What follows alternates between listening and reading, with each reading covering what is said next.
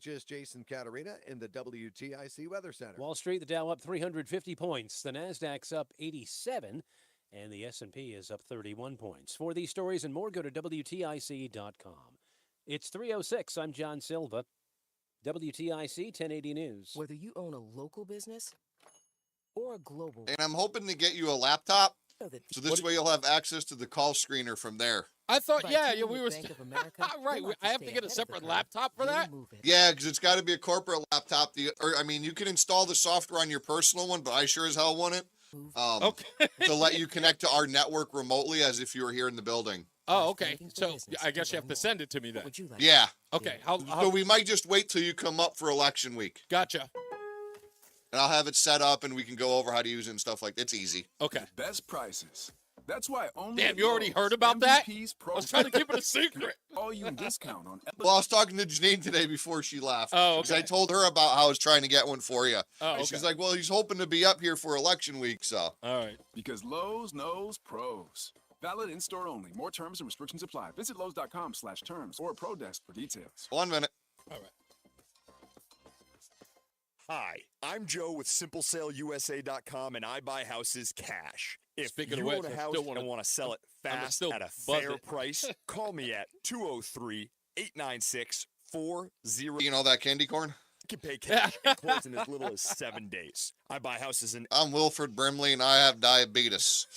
where in Connecticut. I'm a private real estate investor who buys several houses a month, and I want to buy more. I buy inherited houses, divorce houses, behind-in-payment houses. I even buy my tenant won't pay me the rent houses. Do you own a house that is trash and needs thousands of dollars in repairs? Great, because I love buying junk houses. I buy vacant houses, abandoned houses, condemned houses, and even foreclosure houses. If you own a house and want to sell it fast, call me at 203-896-4000. That's 203-896-4000. 203-896-4000. This is Reese on the Radio, filling in for Todd Feinberg on WTIC News Talk 1080.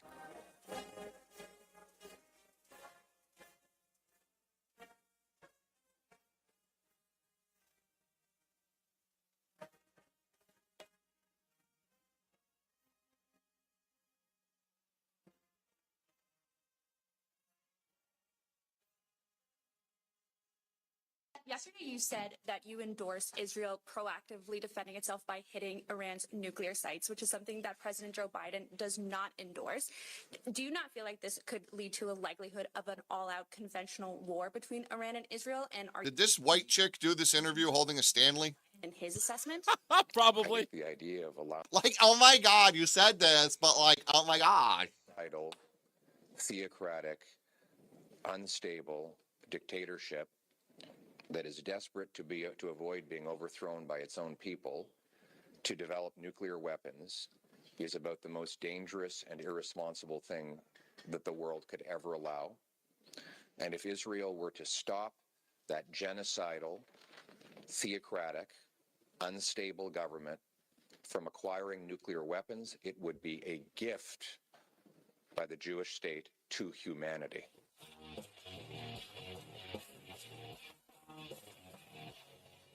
Yeah! You damn right it would be a gift. You're damn right it would be a gift. I like that guy. That's Pierre Poilievre. I can't pronounce his name to save my life, but I know he's running to be the prime minister to Canada. And if he wins, man, oh man, oh man. I ain't even from Canada. I don't even like Canada, but Canada would be a better place if they elect that man. Damn, he's good. You got to see some of his press conference. Go look him up. Go look him up. Pierre Poilievre. You'll know who he is. They call him the Canadian Trump, but he will do an interview eating an apple and completely demolishing the press. He's beautiful at it. He makes Trump look bad. And I'm telling you, he does. He does it with such style. But I love. But anyway, I want to first start off by saying it's Wednesday. Thank you, Jennifer Breen. She's becoming addicted to the show. I love you, dear. Let me first say that this is the first official introduction into what we are now deeming, and not every Wednesday, only when I see fit, when it's not a lot of news out there, but what I'm calling the first introduction to Whack Job Wednesday.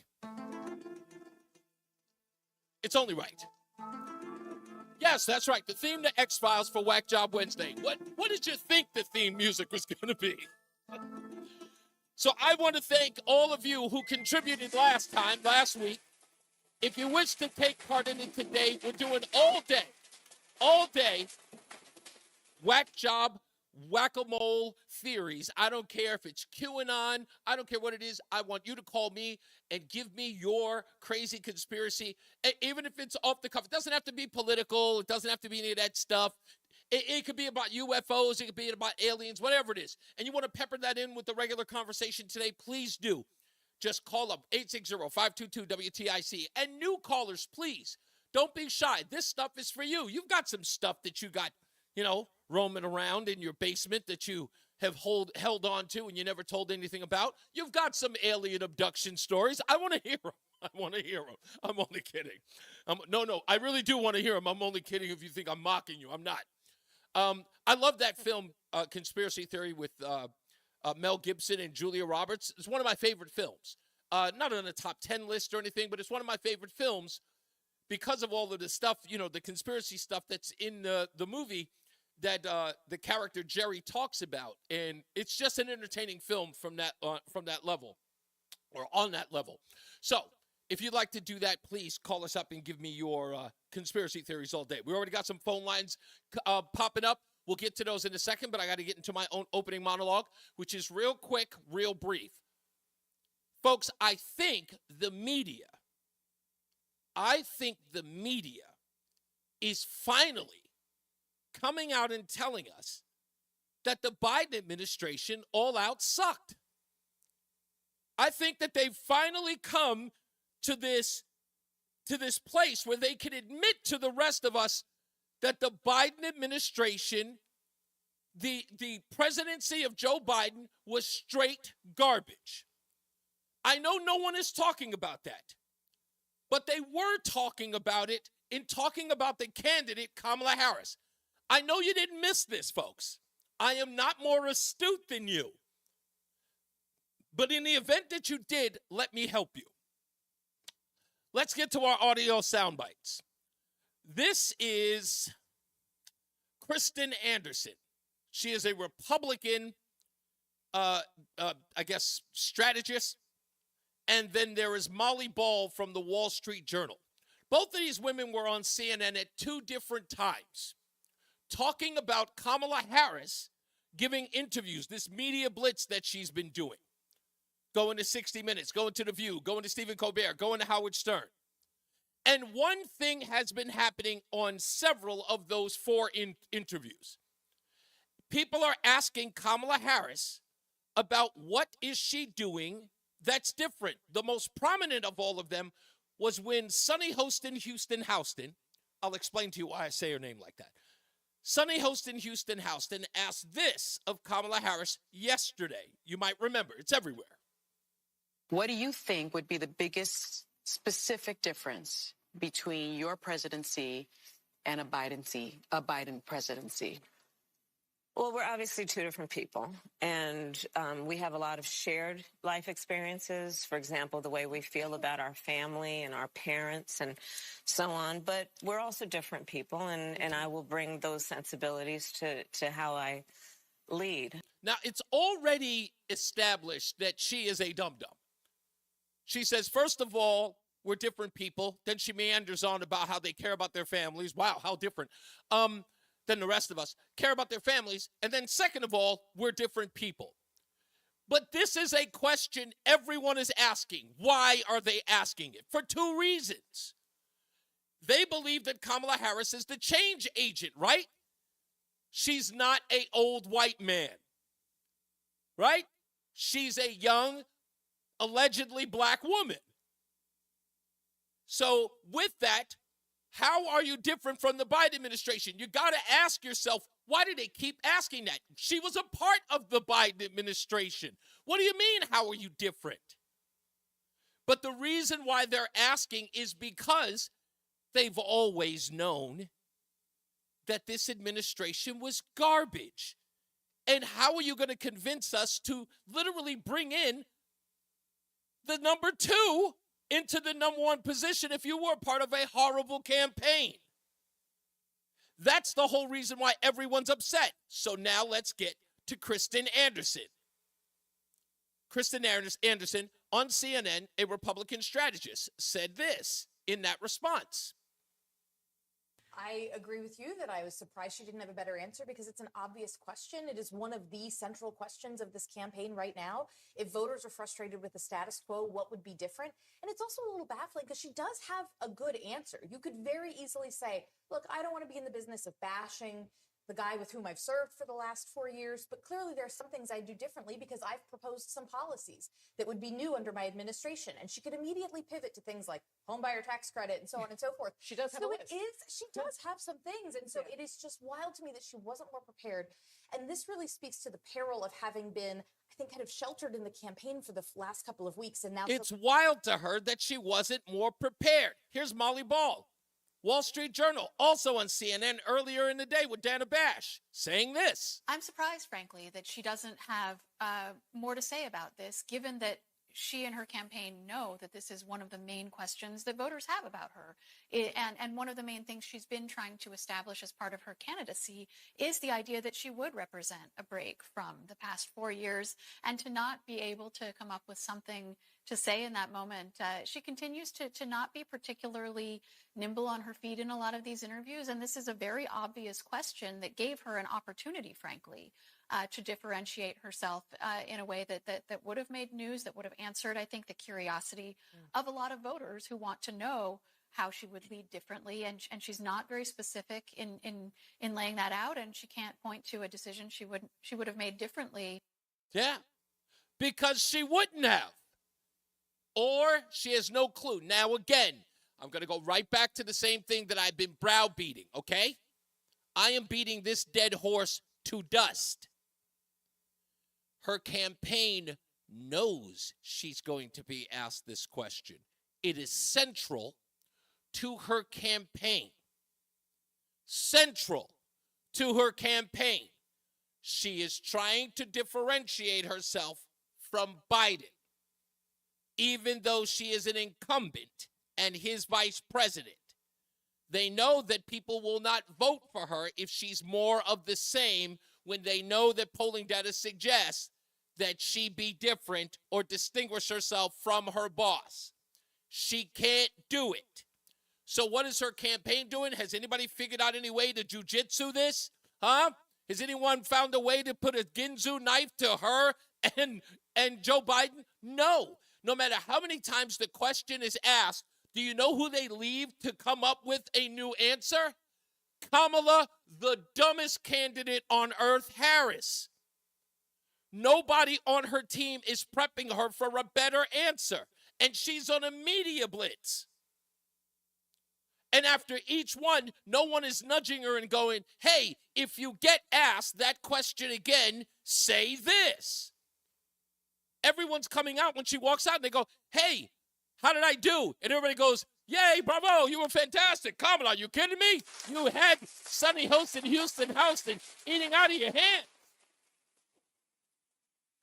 Who thinks this is real? Please stop telling me that it is. Please, I'll start off the conspiracy theory. This campaign is a joke. This campaign is, if I'm to believe anything, I'll go this far. I'm going to go this far. I believe that this campaign is like COVID mandates. I believe that Kamala Harris was put out on the campaign trail, done in a fashion that defied democracy, the thing that they say was at risk, to see how supporters would react. Would they accept a candidate that was just ushered in without votes? Would you deal with, would their voters accept it? Check that box right off. Would they throw their support behind her just because we told her that Barack Obama, Michelle Obama, Chuck Schumer, Nancy Pelosi stood by her? Would they get behind her just because we say so? Well, wow, polling data suggests checkbox 2. The whole thing is nothing more than a test run. How well if we put anyone out? Next time during the midterms, we'll have a Republican run against an aardvark and put a D behind his name and see whether or not they'll vote for him. That's what I believe all of this is. I believe this is nothing more than a test run to see what their voters would do and whether or not they'll back them no matter who they put up. They put up the dumbest, the silliest, the most ridiculous candidate. Every time you turn around, you cringe. You don't even like Kamala Harris. And when she answers a question, you all go, ooh, like you watched an accident in front of you. You don't even like her and you still go, oh, that was bad. Tell me I'm kidding. It's insanity to watch. I got to take this one because this one, White Mike is in Florida. He's actually right. He's right there in the belly of the beast. Just to go off subject a little bit because our thoughts and prayers are with the folks that are going to be dealing with Hurricane Milton in a minute. How we doing, Mike? Oh, man, that storm is like 200 miles south of me. So is it supposed to hit landfall? It's supposed to hit landfall tonight, right? Sometime tonight, yeah. They're thinking it's going to come across that, like, between Sarasota and Fort Myers. Wow. So way down there, but good news for Tampa. Wow. Well, that's good news. Okay, well, Sarasota and Tampa, I mean, Sarasota is still probably going to get it. Is there any indication that it's slowing down, or you think it's going to pick up speed? One meteorologist I saw said it was slowing down. Okay. That seems to be a trend for storms lately. Yeah, we can only hope. And if that wind shear does pick up in the next couple of hours, that would be helpful. Yeah. So, do you want to hear my conspiracy theory? Please, love to. It's becoming, obviously it's true, but I think that there are multiple levels of pimping that cater to different levels of the elite. And Diddy is about third from the top. I think somebody's facilitating him, and then he facilitates for other people. But I think there's so much pimping that we have no comprehension how deranged our leadership and the celebrity culture is. Wow. Now, hold on. Now, let me ask you this just as a follow-up, okay? Let's take that on face value that there's some truth to what you're saying, or there's some, facts to what you're suggesting.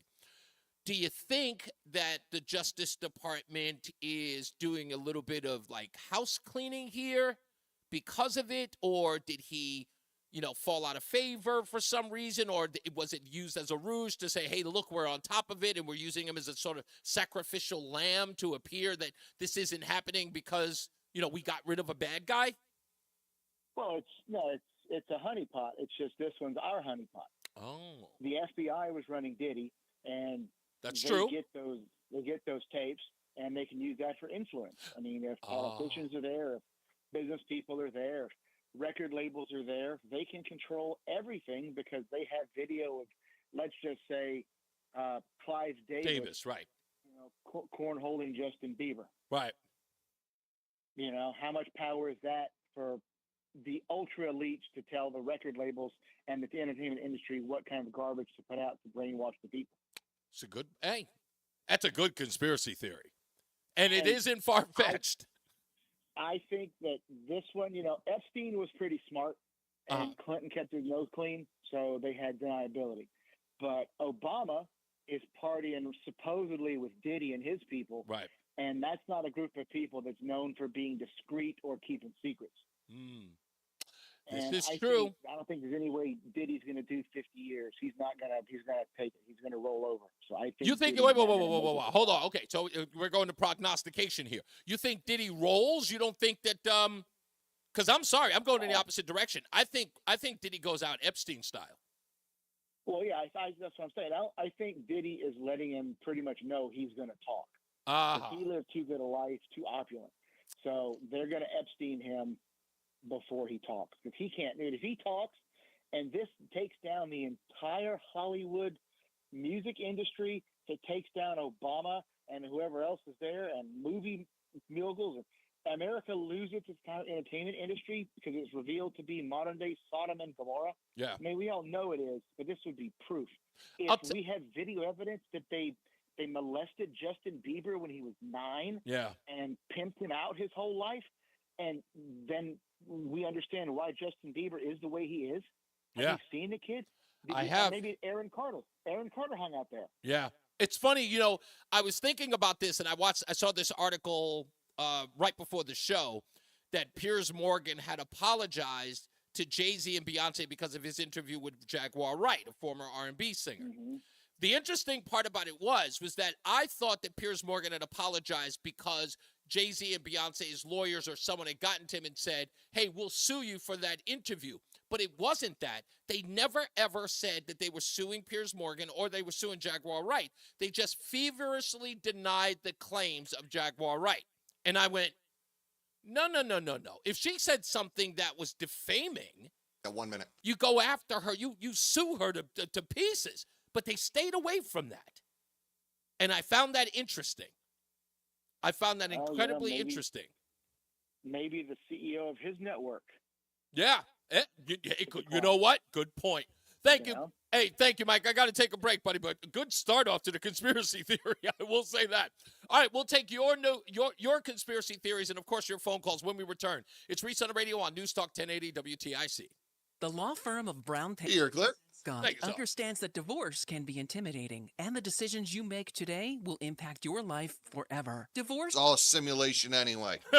considering your future. At Brown, Payne, Dearest, and Scott, our team of family attorneys have over 100 years of combined experience and realize that every family law case the fact is that they different. that At BPS the Lawyers, New York you get Post more than a lawyer, you get a law said firm. that they Visit saw us the at video bpslawyers.com. Katie of Diddy Bissonette and is the responsible A-lister for the who's bigger content than of this him. ad. I'm going, whoa. WTIC-AM It's going to get interesting. is dedicated to providing broad outreach regarding job vacancies at our station. We seek the help of local community organizations in referring qualified applicants to our station. Community organizations that wish to receive our vacancy information should call Stephanie Gragan at 804-474-0010. In addition, all listeners are encouraged to visit Odyssey.com for an online listing of job openings at all Odyssey radio stations. Did you know that 9 out of 10 customers would recommend Thanks, AAA Matt. insurance to a friend? 9 out of 10 people don't even like baseball. And that's America's pastime. It has an entire Hall of Fame that people visit just because they love baseball that much. Does that mean we should have a Hall of Fame? You can't frame legendary service. Legendary service and superior coverage from AAA Insurance. Something 9 out of 10 of our customers would recommend. Find out why at AAA.com/insurance and get a quote today. Based on a 2023 customer survey, insurance provided by CSAA Insurance Exchange. Have you ever wondered what it's like to experience something paranormal, supernatural, or unexplainable? Join host Jack Wagner on the podcast Otherworld as he explores spine-chilling real stories shared by everyday people who have experienced something unexplainable. Listen each week for first-person Craig, how you doing, sir? face-to-face with something that can't just be explained away. Listen and follow Otherworld, an Odyssey podcast. Available now on the Odyssey app or wherever you get your podcasts. Space may be the final frontier, but it's also what a lot of us lack in our basement or garage. By switching to a Navien tankless water heater, not only will you have all the hot water you need whenever you need it, but you'll gain storage area as well. Maybe a place to display your space collectibles. Highly logical. Learn about Navient's series of high-efficiency tankless water heaters and how they don't just save space, but save dollars on your utility bills, too. For more, go to tanklessmadesimple.com. Uh-oh, Brad's buzzed. Oh, yeah? Yeah, he's starting with the woots. And now a speech. I just want to say that friendship is about heart and brain. Who's with me? Good thing is, he knows when he's buzzed. And my brain is saying, when it's time to go home, somebody call me a ride. Love that guy. Me too. Know your buzzed warning signs? Call for a ride when it's time to go home. Buzz driving is drunk driving. A message from NHTSA and the Ad Council. And now, a WTIC news update. It's 3:30. Good afternoon. I'm John Silva. WTIC 1080 News. Mix of clouds and sun for the rest of the afternoon. The forecast details coming up. Shooting this afternoon in New Haven has left one person with injuries. Police on X say the victim was shot while most likely riding a bike. Shots coming from a passing vehicle. Police say the incident occurred in the area of Ferry and Wolcott Streets. Those who haven't yet left the storm zone ahead of Hurricane Milton in Florida are running out of time. The storm is expected to make landfall along the Gulf Coast late today. The Florida Highway Patrol says the Sunshine Skyway Bridge spanning the mouth of Tampa Bay is now closed to traffic. Officials had earlier said that major bridges around Tampa Bay planned to close this afternoon. The American Red Cross out of Connecticut and Rhode Island already set to assist. They've got a response truck that left out of Farmington, headed to the storm zone to provide relief.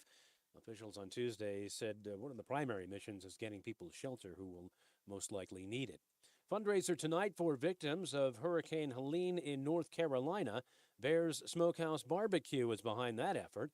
The franchise has served tens of thousands of meals so far. The funder being held at the Bears location in New Haven gets underway at 5:30. Man's been arrested in connection with a fatal shooting in East Haven 2 years ago. Willie Jamal Thompson, accused in the death of Julius Bolden Lowe at the Bullseye Billiards in August of 2022.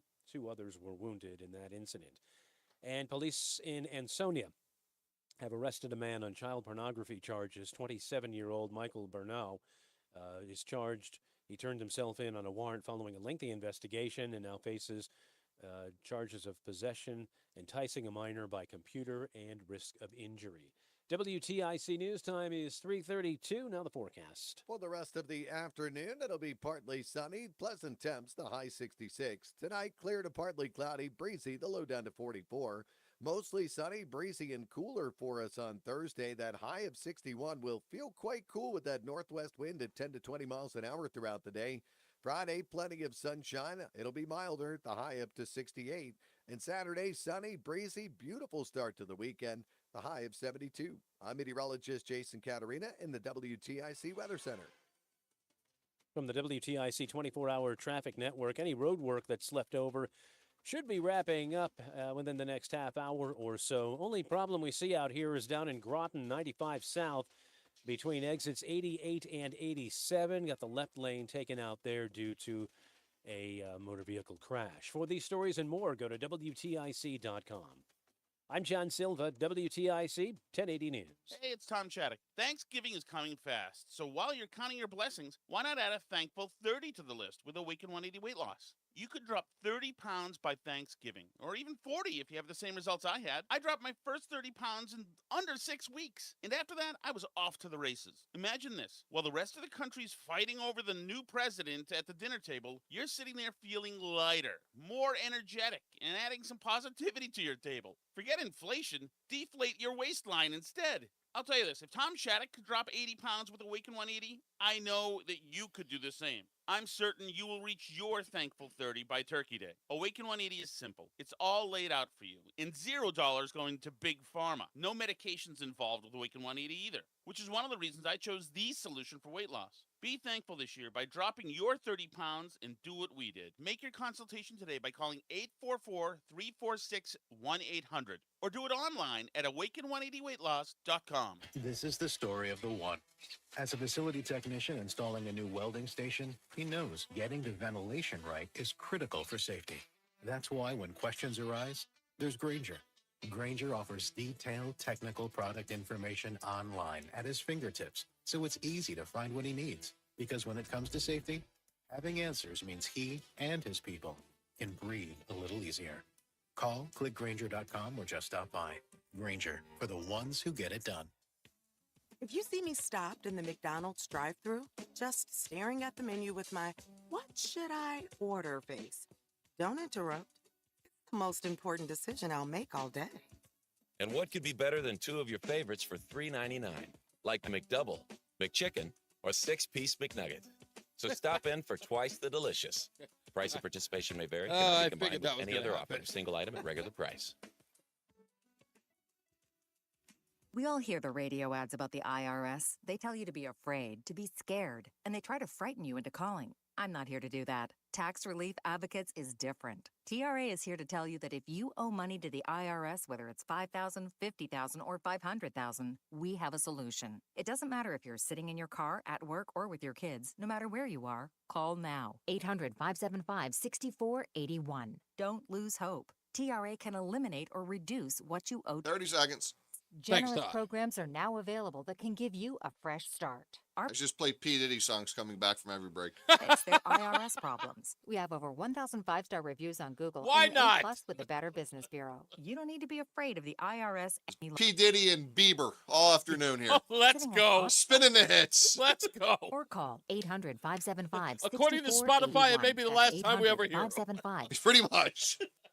Tax Relief Advocates, real solutions for real people. Follow us around at WTIC 1080 on Instagram, Facebook, and X. Hey now, we're back. It's Reese on the Radio, News Talk 1080 WTIC. Let's get right to the phones because I know you guys, if you don't have a conspiracy theory, you got a comment about the opening monologue, and I want to get to them so I can get to other programming notes. Also, I've got to mention, folks, stick around at least in the next half hour. I'm going to give you an announcement of an announcement. Okay? I know that sounds crazy, but I'll explain it. I'll give you an announcement of an announcement in about 30 minutes. Okay? Less than 30 minutes, but I'll give you one nonetheless. So stick around for that. Let's get back to the phones. Bob is in Enfield. How you doing, Bob? I'm doing great. How are you doing? I'm all right, sir. Hey, I thought your opening monologue was really good. Thank you. I just had a couple quick things.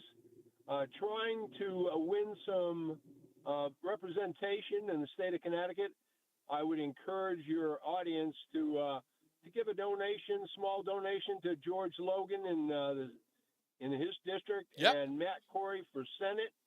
And I'd also encourage everybody to vote early to get your vote in. Also, I think it would be great if you could discuss the abortion issue that the Democrats throw at us all the time. And if you know that,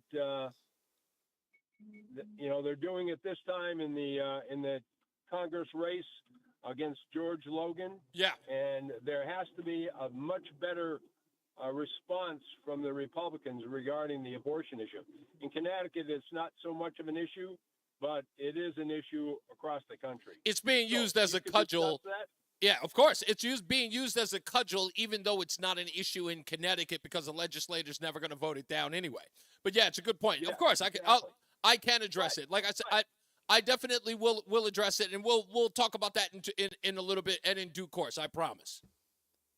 Okay, great. Thank you. That's what I had to say, and I would encourage people to vote for Trump and get everybody out there to vote. You got it. Thank you, Bob. I appreciate you, sir. Our good friend and conspiracy scholar, I might say, not a theorist, a conspiracy scholar, Joe in Simsbury is on the line. How you doing, Joe? I'm doing well. How are you today? I'm all right. What do you got for me? So I'm going to go back to last week where someone expressed a concern about me bringing up the possibility of civil war. Oh, yeah. It does tie to what you were just talking about in terms of Kamala and what you think is happening in terms of them not really supporting her as part of winning the election. Right, using it sort of as a test balloon to see what it is their constituents or their voters are willing to accept and adhere to. Yes.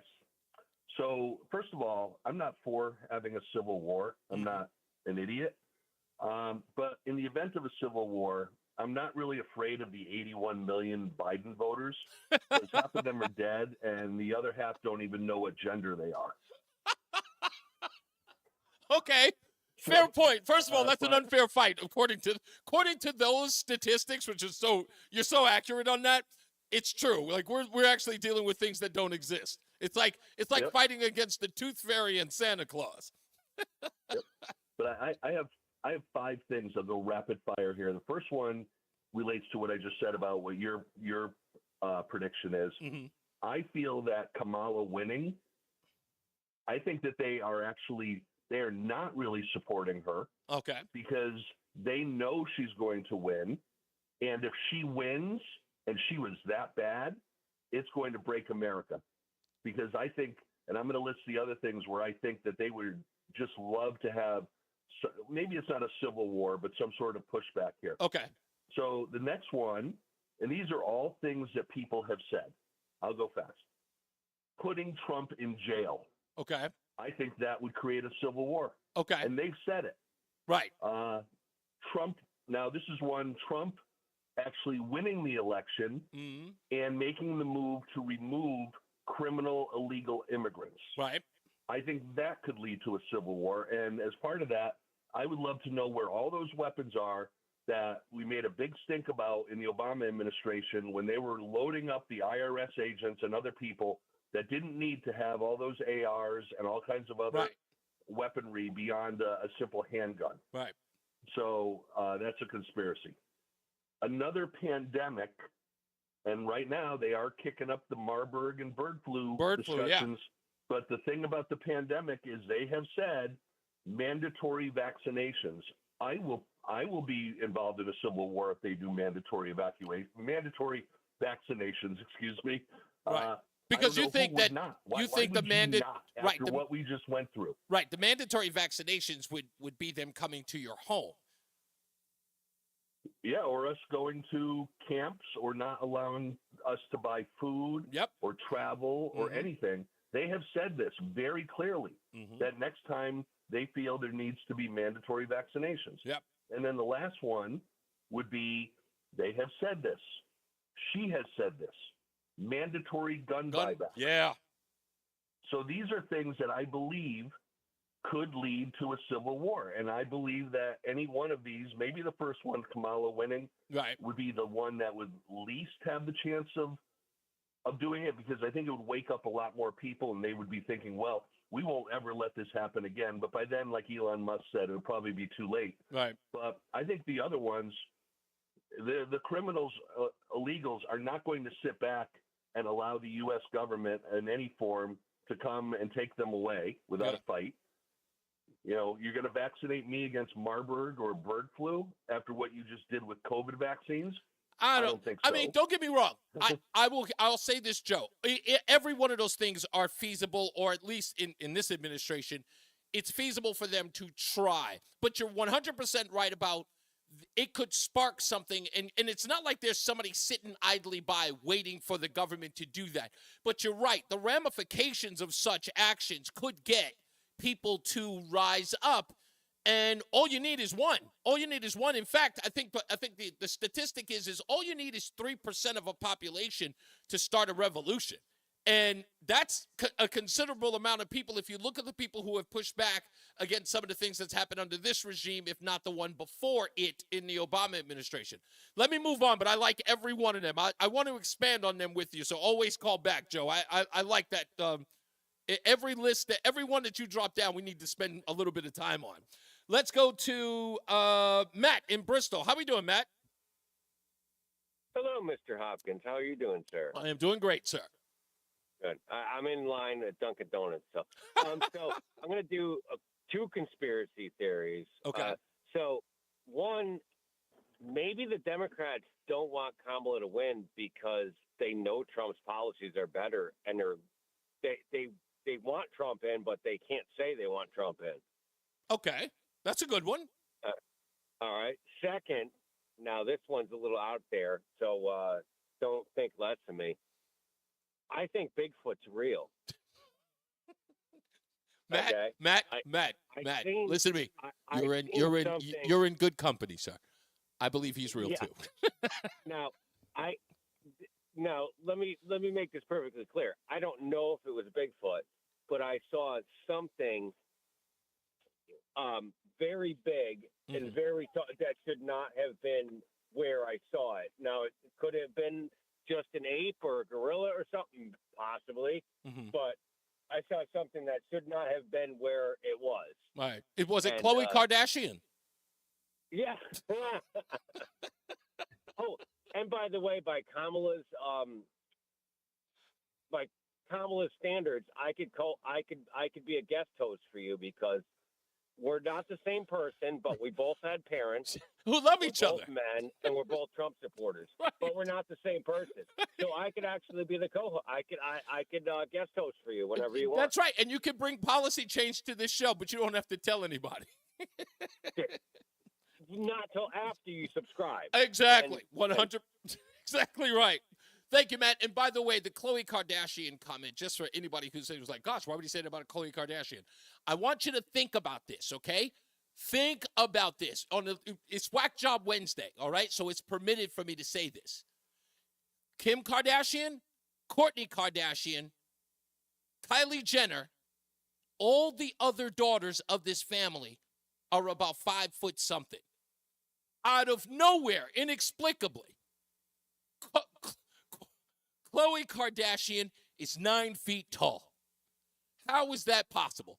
Out of nowhere. This girl is taller than all of them. Nobody in the family is this tall. Chloe, out of nowhere. Genetically, it makes no sense. If there's supposed to be a flow of genetics, there's no way that Sasquatch exists in the Kardashian family.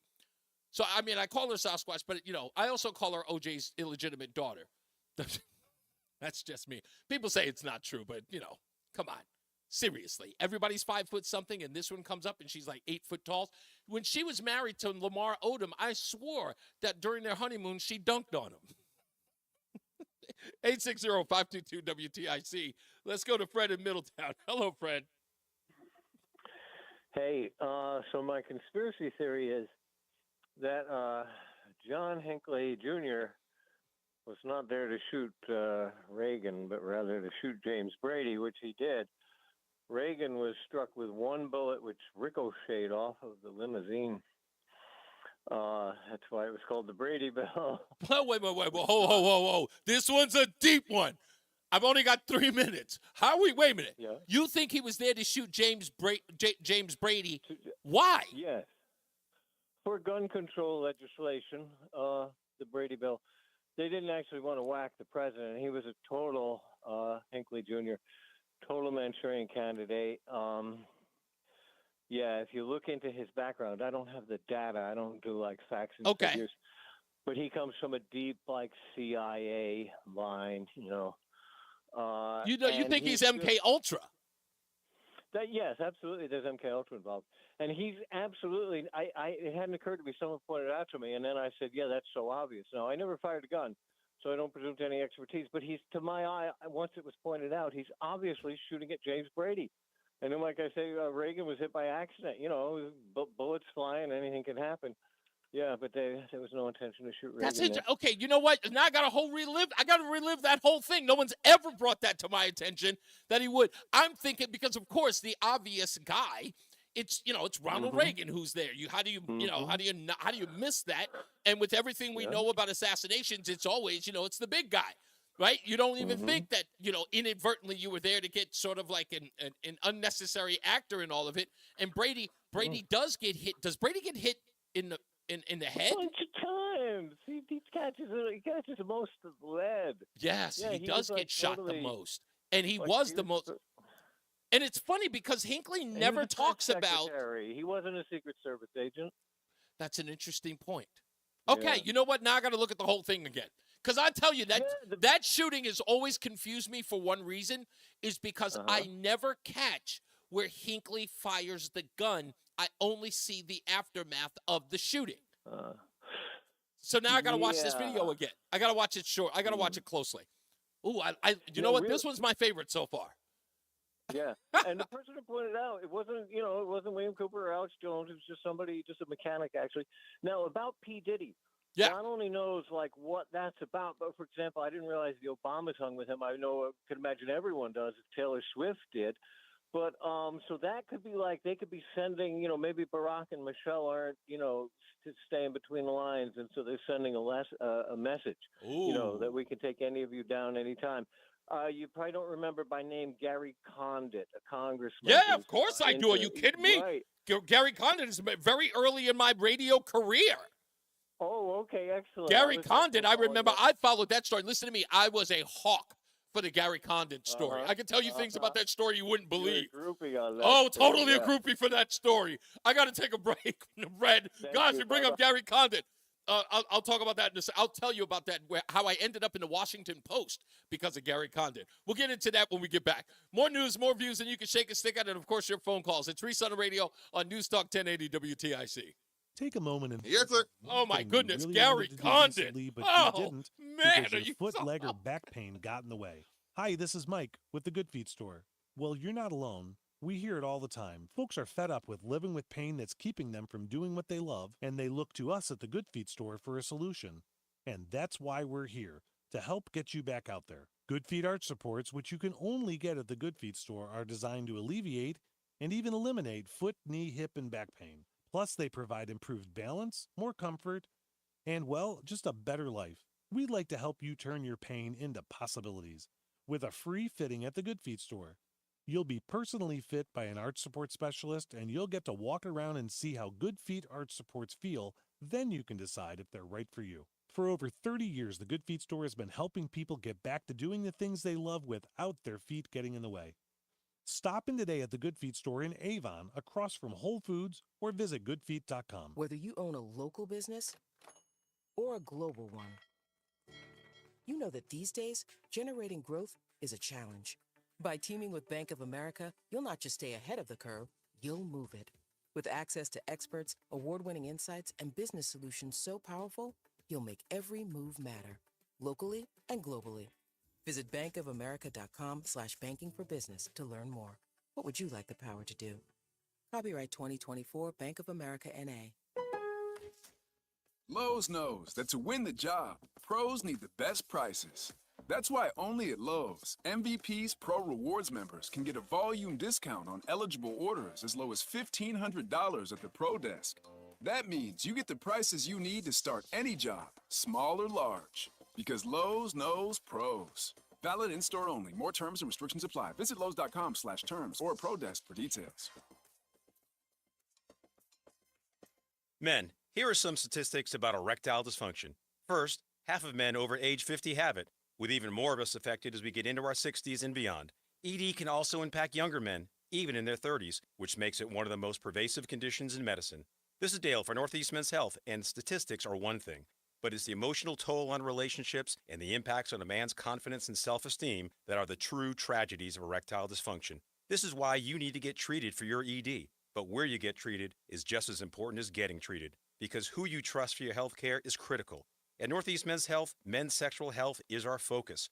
Our providers are experts in treating ED, and we offer the complete range of treatment options with protocols that are effective in well over 90% of cases, which means you can get your sex life back. So call us. Your first visit is just $99 and includes blood work, a medical consult, and if medically advised, a test dose. And if that test dose doesn't work in the office, your visit is free. Call 800-930-5956 or go to northeastmenshealth.com. Prescriptions require an online consultation with a healthcare provider who will determine if appropriate. Restrictions apply. See website for details and important safety information. Subscription required. Price varies based on product and subscription plan. Hi, I'm Dr. Peter Stahl, board-certified urologist and senior vice president of men's sexual health at HIMSS. In my 12 years of practice as a reproductive urologist, I've helped many guys with ED, and it has never been more convenient to treat than it is right now, thanks to HIMSS. It really wasn't easy before. You had to take time out of your day, come to a physical office, and see a specialist like me in person. Now, through HIMSS.com, you can get world-class sexual health care and a full range of treatment options for ED through a 100% online process. It starts with a free assessment from a medical provider licensed in your state who can determine if ED treatment is right for you. If prescribed, your medication is shipped to you for free. So don't wait. Join the hundreds of thousands of guys who've gotten help for their ED through HIMSS. To start your free online visit and find ED treatment at up to 95% off brand name prices, go to hims.com/joy. That's hims.com/joy for your free online visit. Mornings are busy. You've got to get ready, pour yourself a fresh cup of coffee, and get on your way. Make your AM a little less hectic with hands-free listening to Brian and Company. Available on your smart speaker. Simply ask your device to play WTIC News Talk 1080. That's it. Give it a shot today. And we are back. Forgot to unmute my microphone. We're back. News Talk 1080 WTIC, Reese on the radio. I got to tell this story because, God, man, Fred, you have no idea what you conjure. I'm just sitting here during the commercial break saying to myself, wow, what a wild time. So I was working as an intern on the radio with back in New York, right, at the hip-hop station. Very famous, and probably the most famous hip-hop station out there. And I'm working as an intern and as a writer for the morning show. I'm not an on-air personality. And during that time, weirdly enough, talk about going full circle with that Gary Condit story.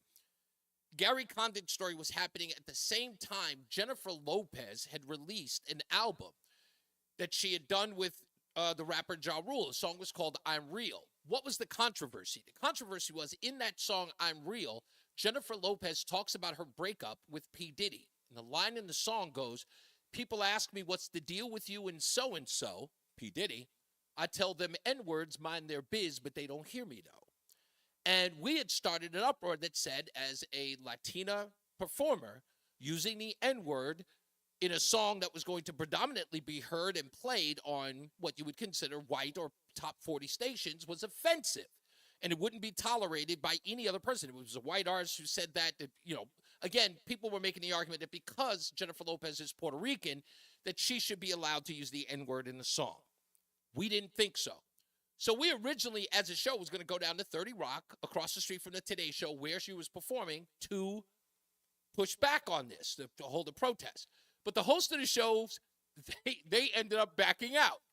I was the only one who showed, and I came up with picket signs and everything, and I showed up there at a protest. Well, sure enough, the news media showed up to talk about the protest that I alone was standing there for, and the Daily News and the Washington Post showed up to interview me. There is a picture of me that I will show one day, and I found it on Getty Images, and I look like a completely different person. God, I hate this picture. I look so bad. But I said in the bit that Jennifer Lopez is trying to ignore this story because she thinks it will go away.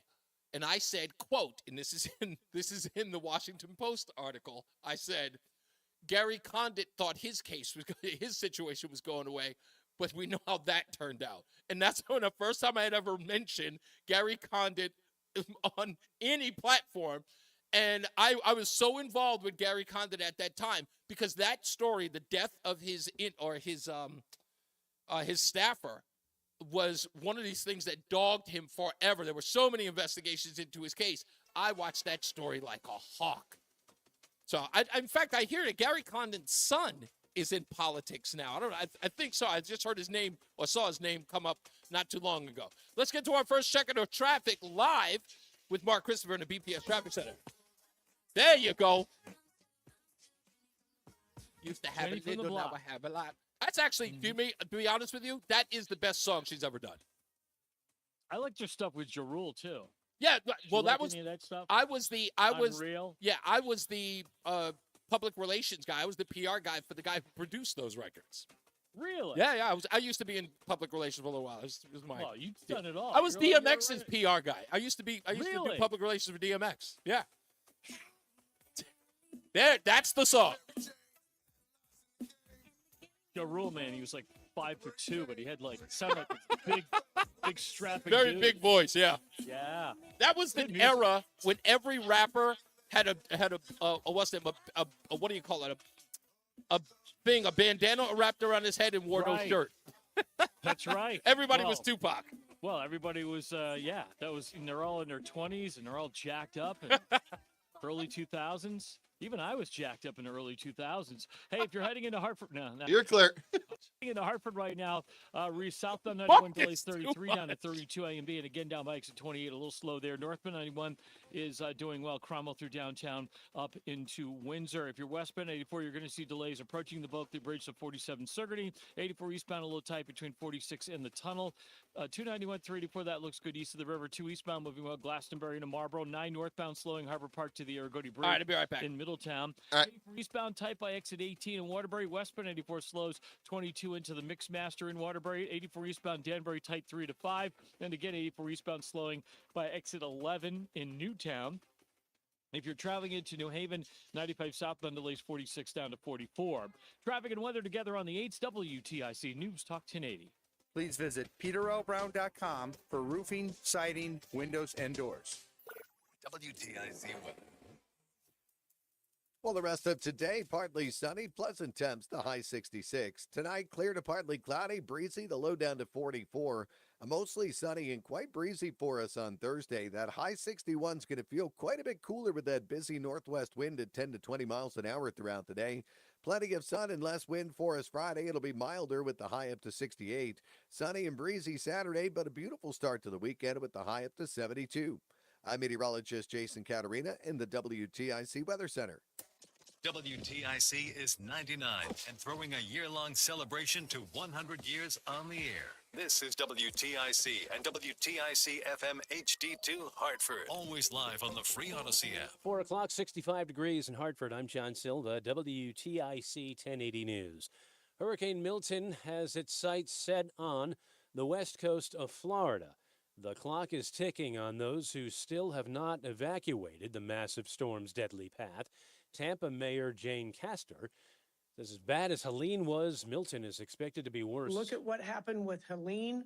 the worst that most of us who've grown up in the city have seen.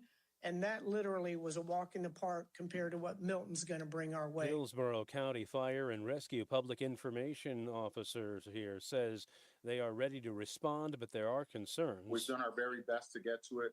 However, we do foresee a ton of issues with the debris that's still pending in front of people's homes and being just carried away and turned into projectiles by this hurricane. The Biden administration now has out with a warning for businesses that would take advantage of people during and after the storm. White House Press Secretary Karine Jean-Pierre. As the president and the vice president have said, any attempts to price gouge Americans, whether at the gas pumps, airport, or hotel counter, during this storm are unacceptable. There is a fundraiser coming up this evening at Bear's Smokehouse Barbecue at its New Haven location. It's in support of the victims of Hurricane Helene. Co-owner Jamie McDonald has been down in hard-hit Asheville, North Carolina, where Bear's has a location to help locals get the food they need. I've been involved for the last couple of years with World Central Kitchen, going around the world and helping out feed people during disasters. And I contacted the folks I knew there and said, hey, we'll use our restaurant space and let's get set up and start feeding people. And since then, we've been doing about 33,000 meals a day. Tickets to the fundraiser tonight are $55, begins at 5:30, and is complete with food and entertainment. In East Haven, police have identified the baby who was found unresponsive on Sunday in a bathtub of a Redfield Avenue home. Angel Josiah Rodriguez was only 7 months old. Police say the baby was left unattended in the tub. He was transported to an area hospital and pronounced dead. Now, according to police, Angel's primary residence was in Ansonia, but he was being cared for by a family in East Haven. The investigation is continuing, but foul play is not suspected. Highway deaths generally dropped over the last half-century until the last few years. 245 people have died on state roadways this year, meaning the total could exceed 2020, which was the deadliest year in more than 4 decades. With hopes of turning things around, Senator Chris Murphy is asking the Federal Department of Transportation for recommendations. We need to get more serious at the federal level about helping states invest in the safety of drivers, pedestrians, and cyclists. We shouldn't accept that after decades of traffic and roadway fatalities decreasing, they're increasing once again. State police are making more traffic stops, 68,000 this year, more than double last year's total, but Governor Lamont is asking residents to do more to curb reckless driving. Closing bell report sponsored by Bouvier Insurance. Dow up 431 points. NASDAQ up 108. S&P up 40 points. For these stories and more, go to WTIC.com. I'm John Silva, WTIC 1080 News. Dental emergency? There's one place you can go that is always prepared. Columbia Dental in Manchester. Your dental emergency room throughout the state. 1 day, same day, 7 days a week. Call 860-645-0111 or visit columbiadental.com. It's a win-win-win. Whether you own a local business or a global one, you know that these days, generating growth is a challenge. By teaming with Bank of America, you'll not just stay ahead of the curve, you'll move it.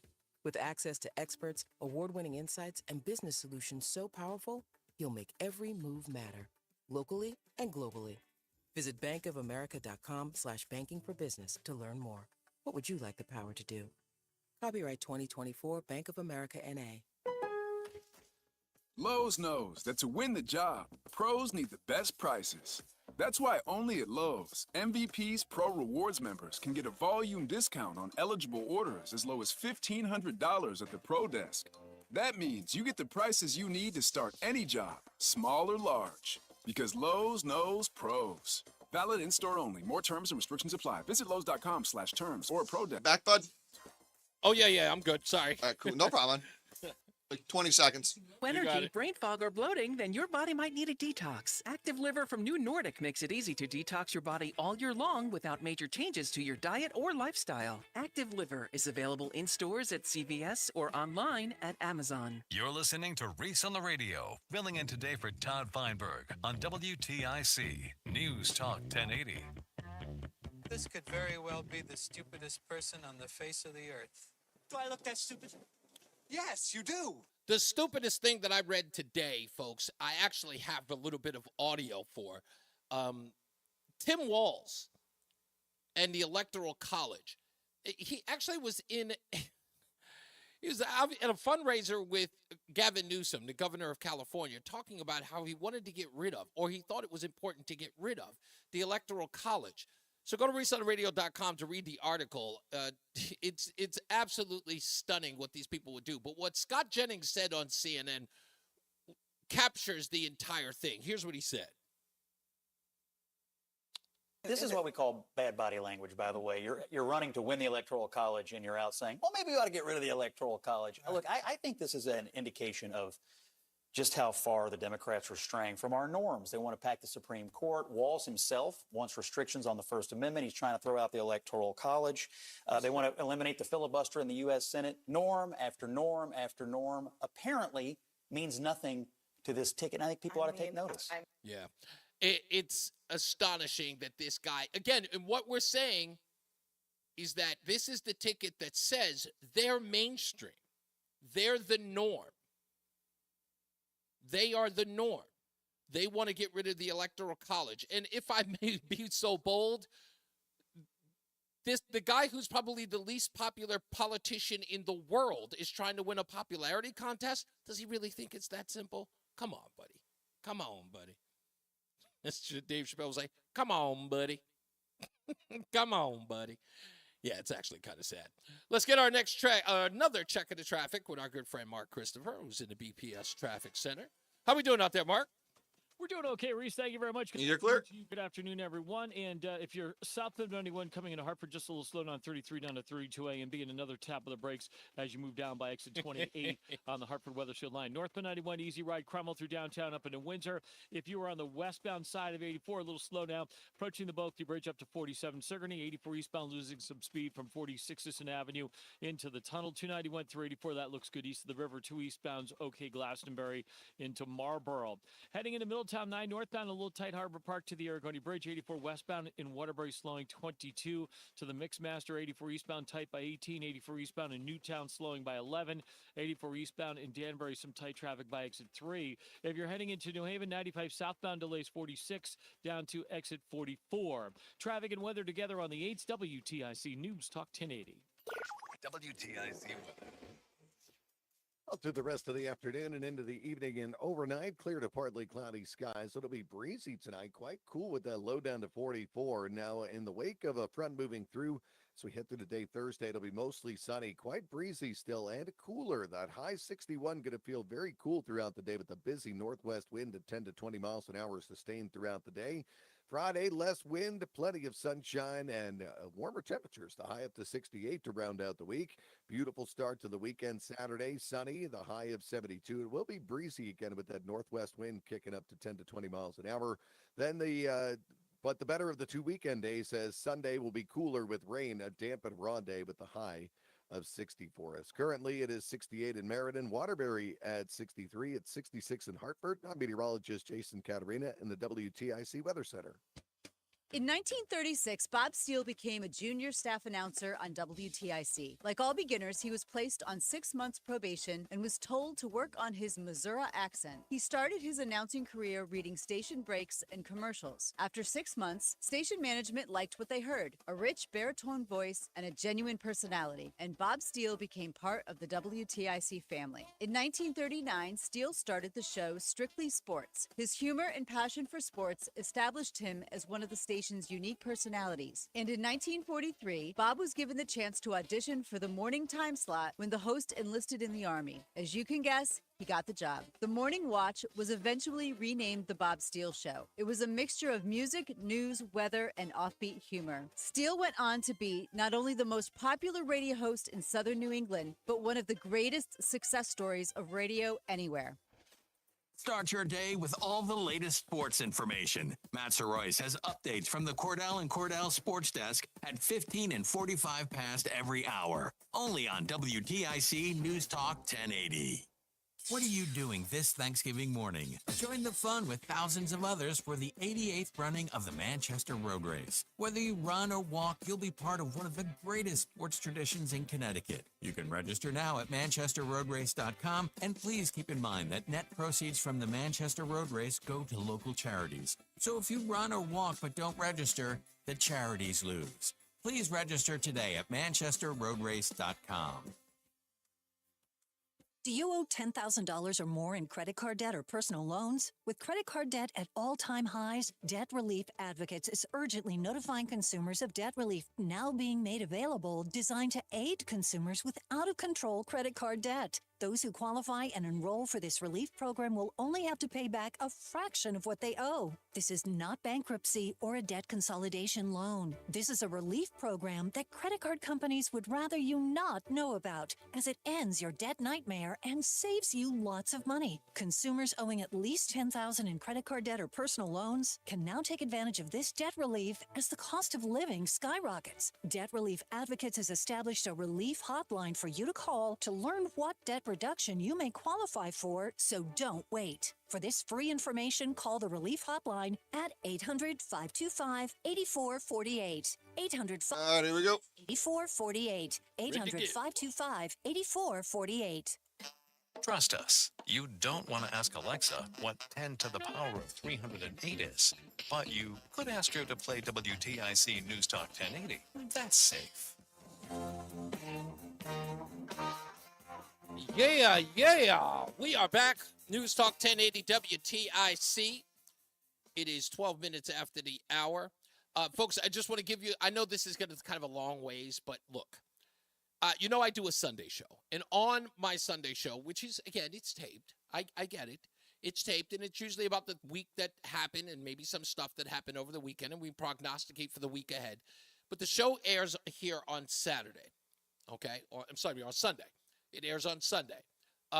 If the Patriots are playing, it airs after or later in the day, roughly about 5 o'clock. 5 o'clock, right, Joey? It's 5 o'clock at night, right? Well, Yeah, I think that's about right. Yeah, about 5 o'clock. But I want you to put in your calendar a very, very special date, okay? And that date is November 3rd. On November 3rd, on the Reese On The Radio Rundown, which airs here Sunday, I want you to put your calendar and your alarm on that date, because there is going to be something you do not want to miss on that show, okay? And there will be an accompanying video on that at reasonoradio.com. So you do not want to miss it on November 3rd.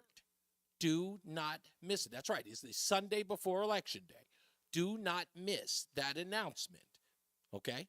So go to reasonoradio.com. You should be going to reasonoradio.com anyway. I put content up there for you all the time, because I care. Just go there. And just remember, on November 3rd, there's going to be a special announcement on that show. It's only an hour long. It's an hour-long show, but there will be an announcement on that show. 6 to 7. 6 to 7. Okay, so 6 to 7. Perfect. So 6 to 7, just go to WTIC or download the Odyssey app. That's always important, okay? And you can listen live at that time. Well, it'll be taped, but you can listen live to the announcement the Sunday before Election Day. Okay, 6 o'clock. Thank you, Michael. Is that Michael A or Michael? Yeah, Michael A is telling me that now. Thank you. All right, now, with that, let's get to the phones. 860-522-WTIC for what I am calling on Wednesday, Wet Job Wednesday. Let's go straight to the phones. Sean is in Meriden. How you doing, Sean?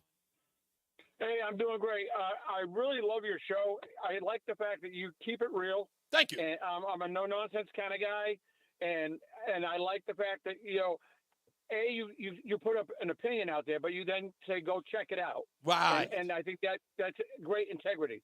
But did you see the joke that they call for the hurricane with Biden reading off a script and Kamala and the 6 people who are basically saying, you've always been there, yada, yada, yada, over the years to show that she was, quote, in charge and commander-in-chief.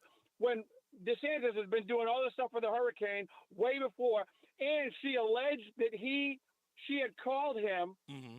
And he didn't answer. He had documentation that she has never in the 3.5 years. Not only that, I'll tell you what was worse off for Kamala in that exchange on the tarmac, which is what he's talking about. Kamala Harris had been asked about not receiving or not being in touch with Ron DeSantis, the governor of Florida, during Hurricane Helene.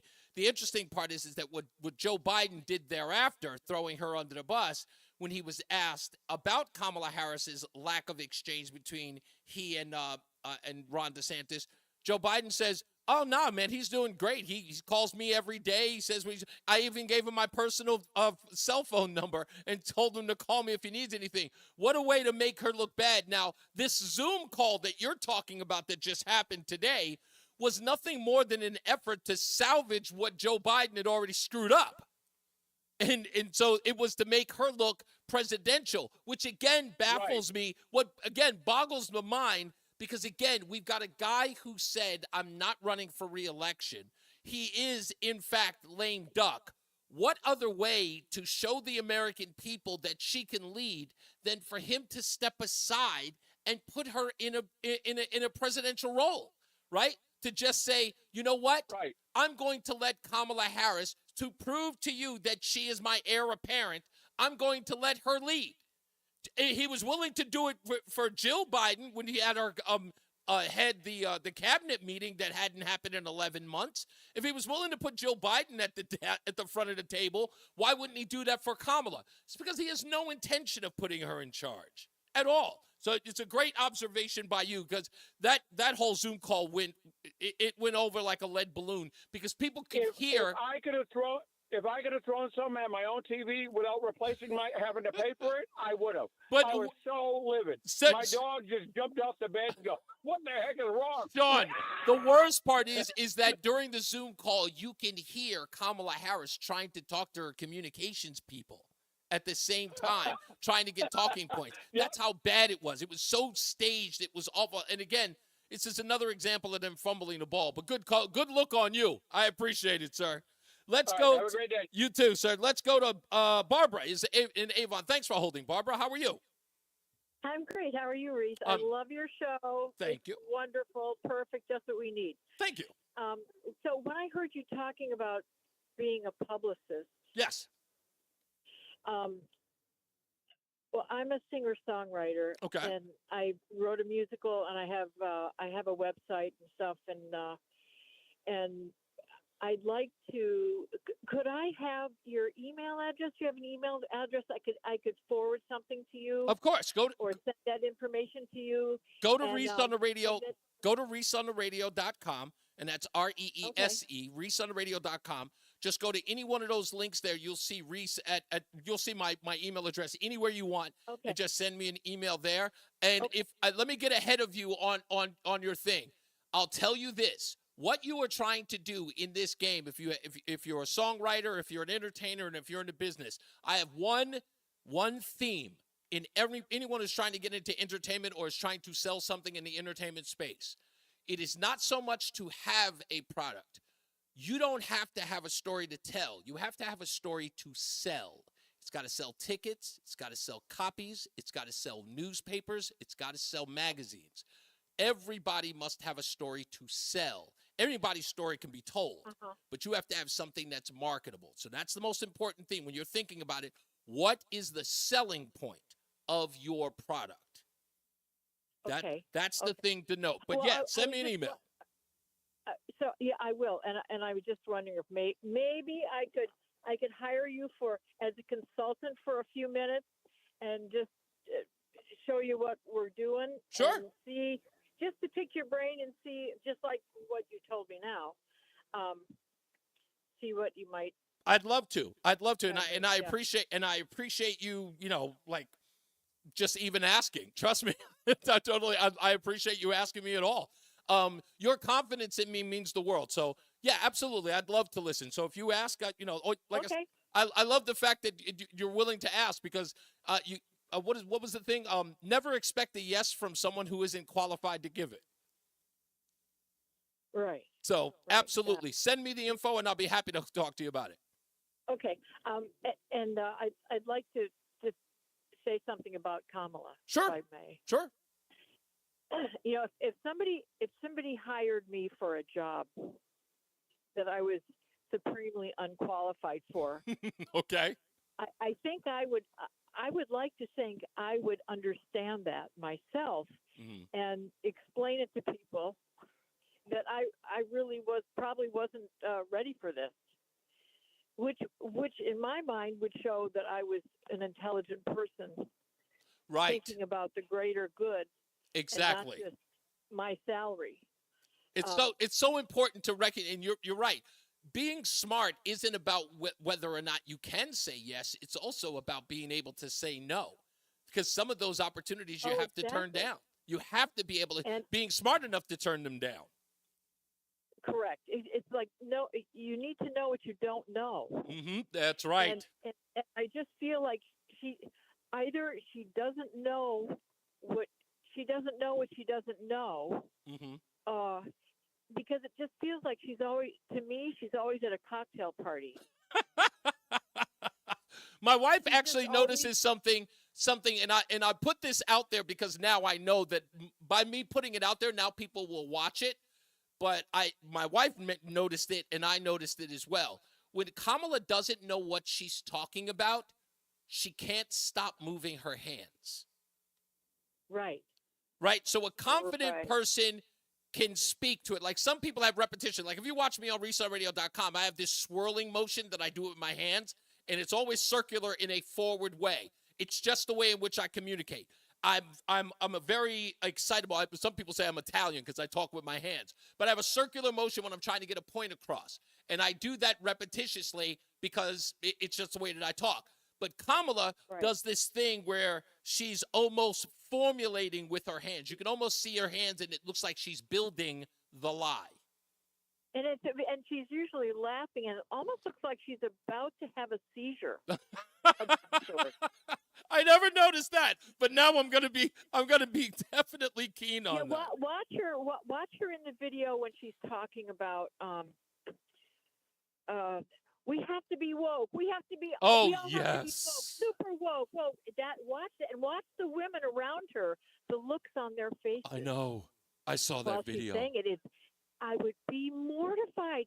I mean, doesn't she ever do any instant replays and look at herself? You know what? She's probably not someone. I obsessively watched my show afterwards, and she should. She should watch her interviews. She should do a whole lot of something, but it ain't happening.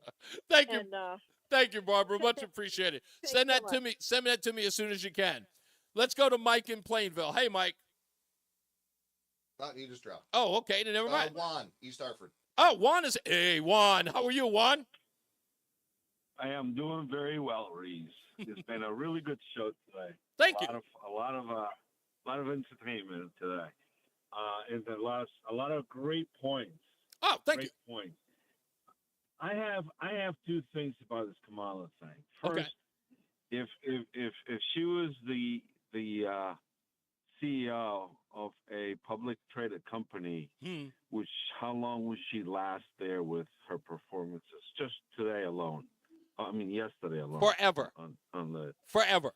Juan, right. and I'll say this real brief. In the space of DEI, she'd never be fired. They would just hide her. No, I mean, I'm not looking at a woman of any color or whatever, or man. Oh, no, I hear you. For the captain of the ship, right? The person where the buck stops, and you know, it's just the buck just doesn't stop with her. No, it keeps rolling through her. And the other thing is, every time I think about the campaign, the state of her campaign, and how they allowed her to repeat the same stupidity after time after time after time, is that they are like a ship with 2,000 holes with 1,000 people in it. They're all trying to cover a hole, and somebody gets tired, and then just more water comes in. It just keeps coming in. There's no way. There's like 3 or 4 extra holes that nobody can get to. It's so true. It's absolutely true, right? It's a 1,000-man ship with 2,000 holes in it. It's a great point, and they can't use both hands. It's abysmal. No. It's abysmal, but again, I really do believe that it is par for the course because, again, I told everyone, and it's funny that no one brings it up. In fact, when I try to find the video, I can't find it anywhere, but I always go back to remember what everyone was celebrating after January 20th. Finally, adults are in the room. And now they're acting like they never told us that. They never told us that the adults, and finally some sanity was coming back to the White House, or that we were finally going to have some civility in the White House, some integrity within the White House. We're dealing with an administration where no one was fired, but 72% of Kamala Harris's staff quit. That's how bad it was. Nobody got fired, but people quit.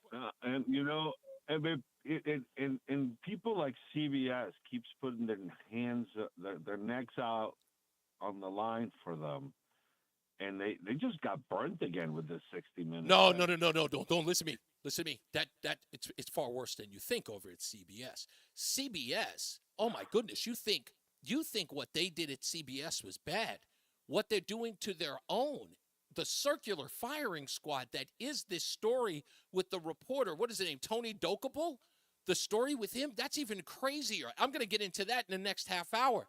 That story in and of itself goes right to my monologue about 3 months ago about DEI. It's like, if you hire DEI, you can never fire them. Wait until you hear this story. It gets worse than you could ever imagine over at CBS. That 60-minute thing, I told you yesterday, my monologue was gone in 60 seconds. That's exactly what they did to their office. And now this story only pushes that narrative further. CBS is done for as an organization. Oh. It is. It's completely awful now. The debate was just a joke. Yeah, too. Exactly. They've decided that they want to join everybody else and completely destroy mainstream media. That's what they want to do. Thank you, Juan, as always, sir.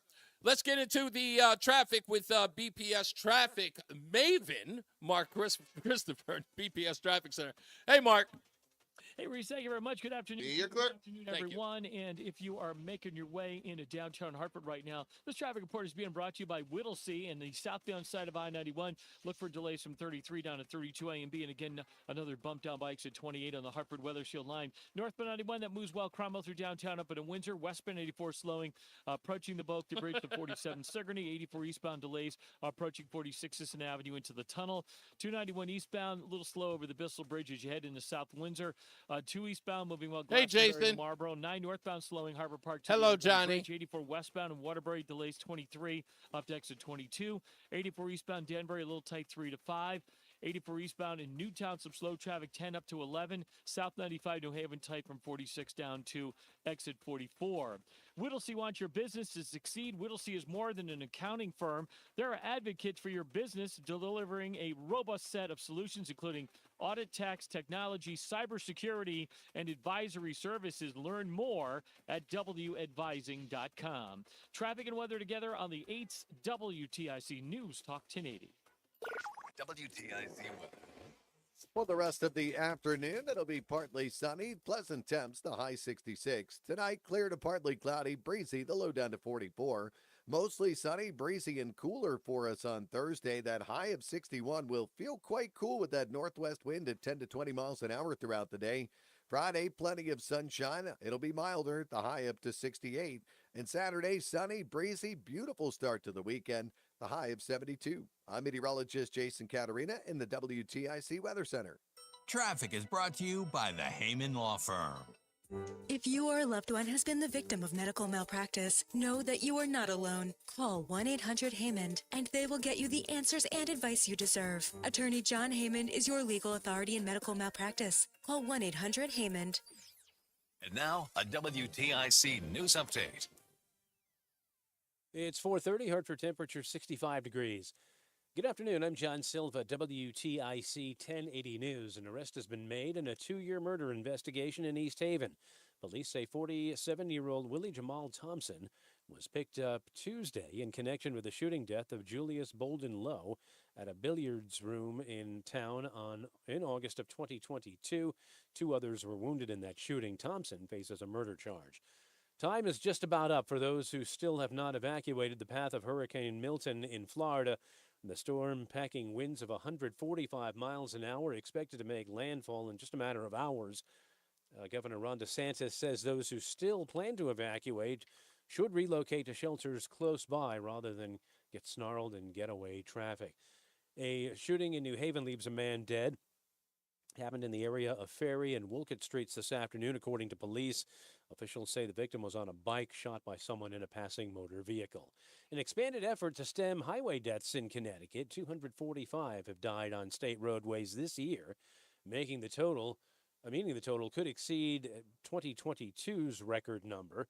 Senator Chris Murphy says he is asking the Department of Transportation for new strategies. Public Safety Commissioner is Ronell Higgins and says some things seem to be working, like more traffic cameras. President Biden and Israeli Prime Minister Netanyahu held their first call in weeks today. The conversation comes as Israel expands its ground incursion into Lebanon.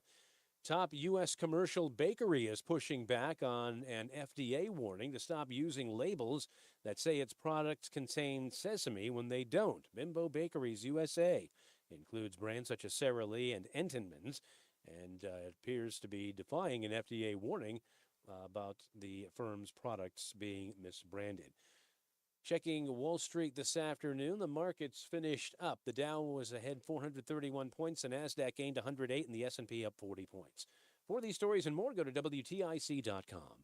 I'm John Silva, WTIC 1080 News. Suicide is something that affects all of us, and we can all play a part in saving lives. Make a difference in your community by walking out of the darkness with us on Sunday, October 20th at Bushnell Park in Hartford. Help spread awareness as well as understanding and send the message that help is available. We'll also raise funds for the American Foundation for Suicide Prevention. You can register today at afsp.org/CT Capital Area, and then we'll see you in Bushnell Park on October 20th. WTIC NewsTalk 1080, a proud partner of the American Federation for Suicide Prevention. Out of the Darkness Walk. Dan Andelman here. I've had a few people ask me if Awaken 180 approached me about losing weight, to be a spokesperson for Awaken 180, but it's actually quite the opposite. I'm turning 50 soon, and I want to feel good, be healthy, and of course look good. So I called Awaken 180 Weight Loss. And here's the thing. We know the program works. TV and radio hosts, restaurateurs, friends, family, we all know plenty of people who have succeeded with Awaken 180, so why not just head right to the solution? It's been just over a month now, and I'm already down 28 pounds. My brother Mike is doing it with me, and he's already down over 30 pounds. I'm sure we'd have the same success doing it solo, but having some healthy competition is a great way to start Awaken 180. So if you're done with the trial and error, do what the Phantom Gourmet Brothers did and go right to the solution. Reserve your Awaken 180 consultation online at awaken180weightloss.com. The Patriots, with Drake May under center, are still looking for a win at home. Touchdown, Patriots, and Drake May. And this Sunday, C.J. Stroud and the NFC South leading Houston Texans come to Gillette. It's to the end zone. Big quick throw by Drake May. Remember, when you're out and about this fall, if you can't watch the game, you can listen to it right here. Patriots, Texans. Pre-game is at noon. Kickoff is at 1. Sunday on your home for New England Patriots football. WTIC News Talk 1080. Feel like everything's clouded by doubt? Visit CaliforniaPsychics.com. Our psychics are available to talk 24/7, and we guarantee if it's not life-changing, it's free. Experience the joy of certainty. California Psychics. I learned it from my adoptive mom. Hold my hand. You hold my hand. Learn about adopting a teen from foster care at adoptuskids.org. You can't imagine the reward. Brought to you by Adopt US Kids, the U.S. Department of Health and Human Services, and the Ad Council. Wow, honey, have you seen the electric bill? Yeah, it's out of control. But have you heard of Navien tankless water heaters? Tankless? How does that even work? Well, instead of constantly heating and storing water, it only heats water when we need it. So much more efficient than our giant tank heater. That sounds great. Let's look into Navien. Already on it. Imagine. 20 seconds. You need it only when you need it. Bulky tanks are history. Navien High Efficiency Tankless is the future. Compact, wall-hung units free up floor space, lower energy bills, longer life than tanks, and a 15-year warranty. Find out more at tanklessmadesimple.com. Stay locked in. Reese on the Radio is on WTIC News Talk 1080.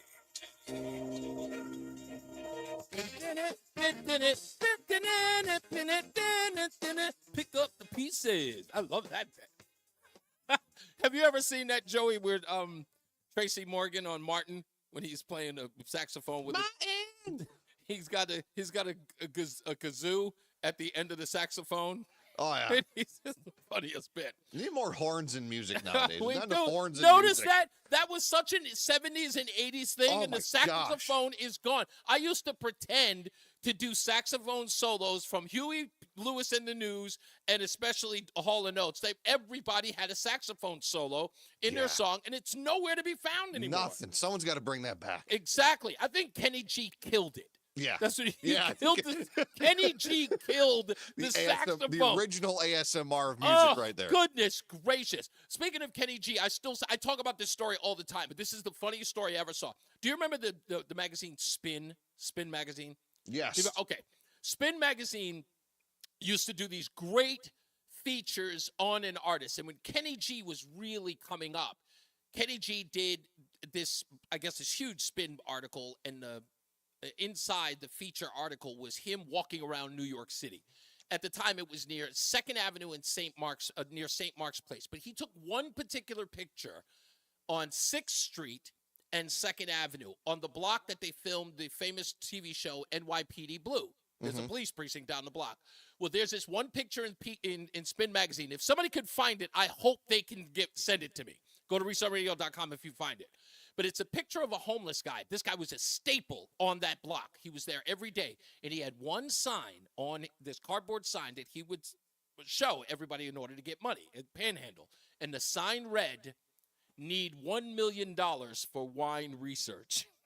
And the picture is Kenny G pointing and laughing at that picture. I wish I had it, but it's the funniest photo. It made Kenny G cool to me because I was like, Kenny G finding that funny was absolutely brilliant. But to see that homeless guy get his sort of 5 minutes of fame, so to speak, was the best picture. If anybody knows who that picture is, please send it to me because I'll never forget that. Kenny G, destroyer of the saxophone solo in 80s music. And by the way, Michael Bolton killed the ballad.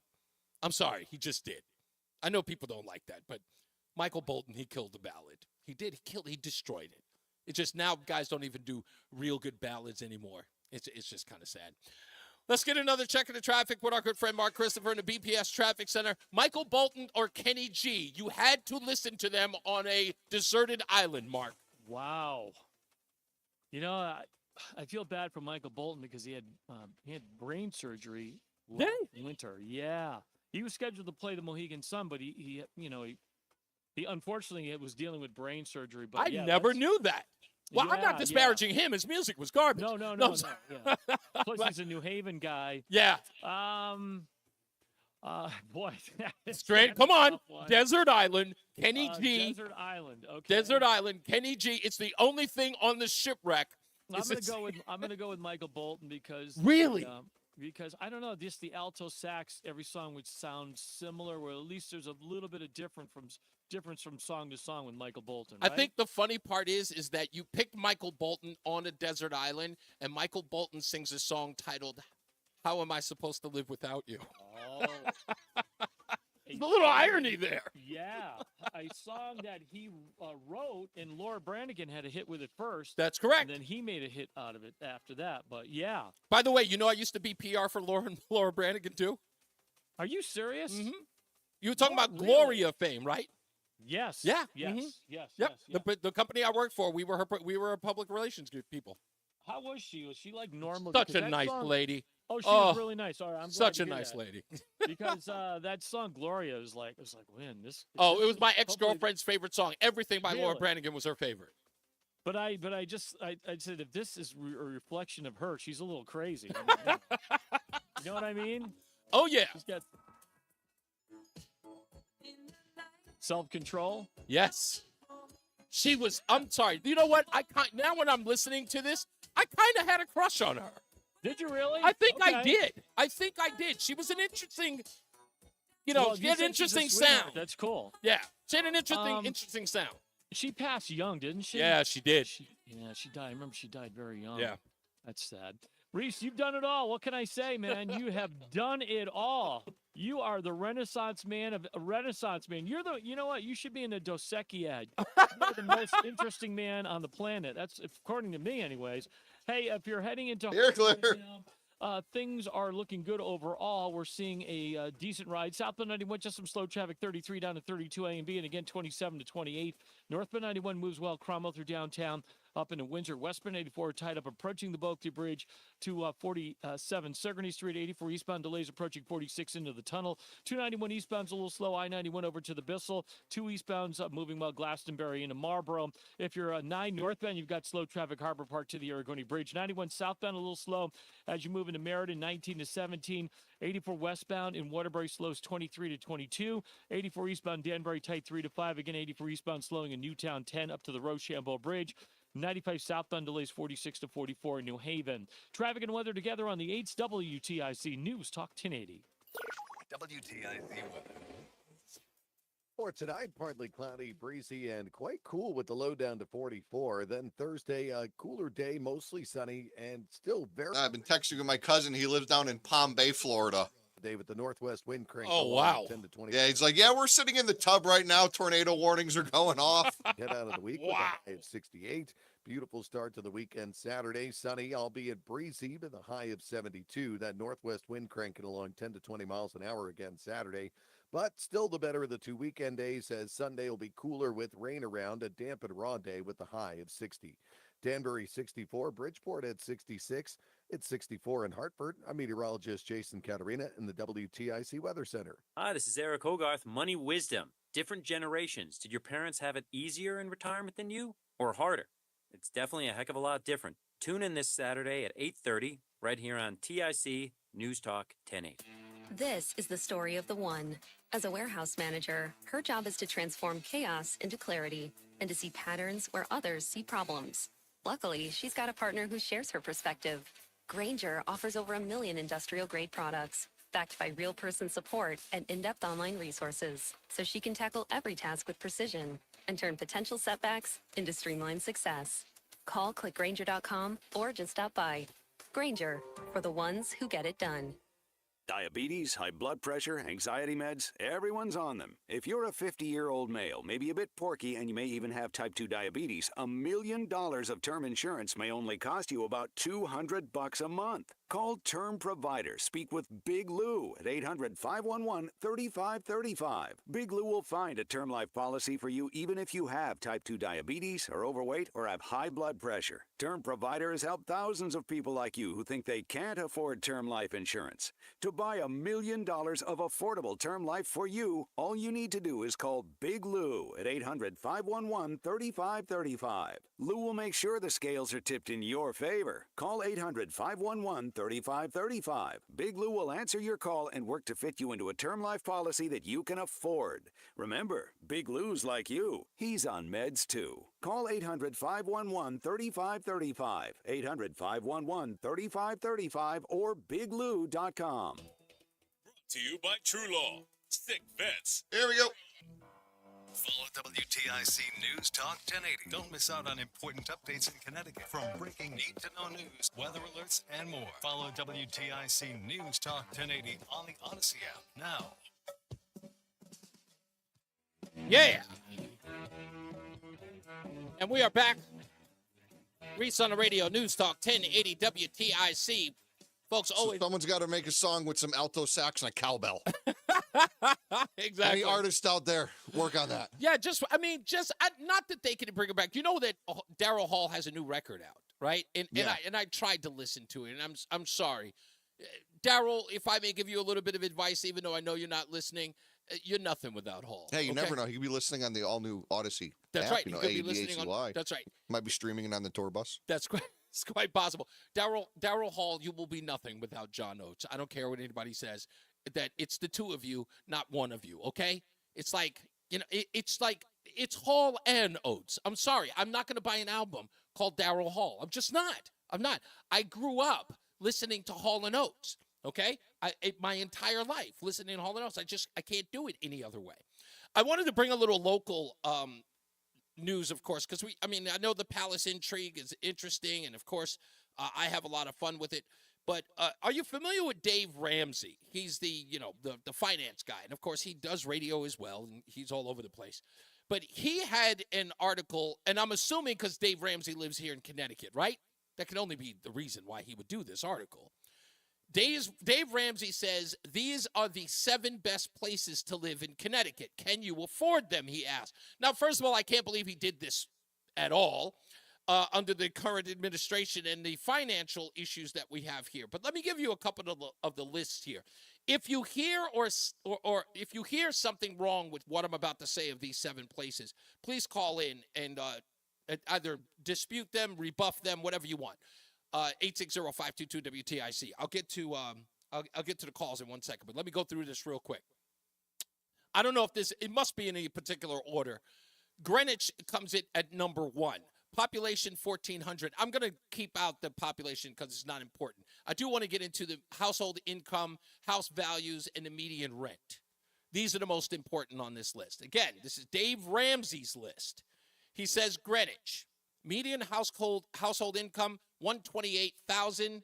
Median home value, $1.6 million. Median rent, $6,250. Westport, median household income, $242,000. Median home value, $1.2 million. Median rent, $7,200. $7,250 to be exact. Fairfield, $165,300 is the median household income.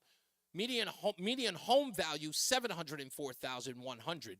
Median rent, $3,800. Stamford, household income, $89,797. Home value, $555,000. Median rent, $2,800 to be exact. Farmington, $118,000 is the median home income.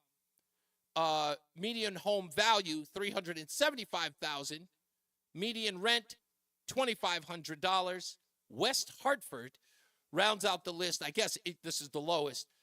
Median household income, $124,000. Median household value, $370,500. Median rent, $2,100. No, Milford is on here too. Milford, household income, $104,000. Home value, $361,000. Rent, $2,300 on that. So if you see something wrong with that, or if you live in one of those areas and you'd like to dispute that, please give me a call, 860-522-WTIC, 860-522-WTIC, and whether or not you like those neighborhoods or you think that they are someplace that you would live as well. Oh, he lives in Tennessee. Thank you, Craig. Good job. So, again, I don't know why he picked Connecticut as the 7 places, but I guess, Connecticut is known for its wealth, as it were. 860-522-WTIC. Robert is in Cheshire. How you doing, Robert? Well, Reese, that's an interesting list by Dave Ramsey. I was going to say also he does live in Tennessee, but and I couldn't even imagine him putting up with the silliness that we put up with in this state. Exactly. He lives in the relatively free state of Tennessee, where, quite frankly, I know a lot of people have moved from Connecticut to Tennessee. Right. And it's because we have clowns in Hartford that don't understand. They don't worry about people like us trying to make ends meet, and particularly the people they purport to care for. So it's ridiculous. But my real point in calling was 2 things. I wanted to talk about the fact, I saw a headline, didn't read it closely, Tim Walz talking about the Electoral College has to go. Yes. And then I was going to encourage all of your listeners who probably are more like us than not, but I know you have a lot of lips listening. We have to make sure we get out the vote. Nothing is in the bank until we get it done. Damn right. And make sure we turn back this tide of silliness against common sense people, common sense kinds of things.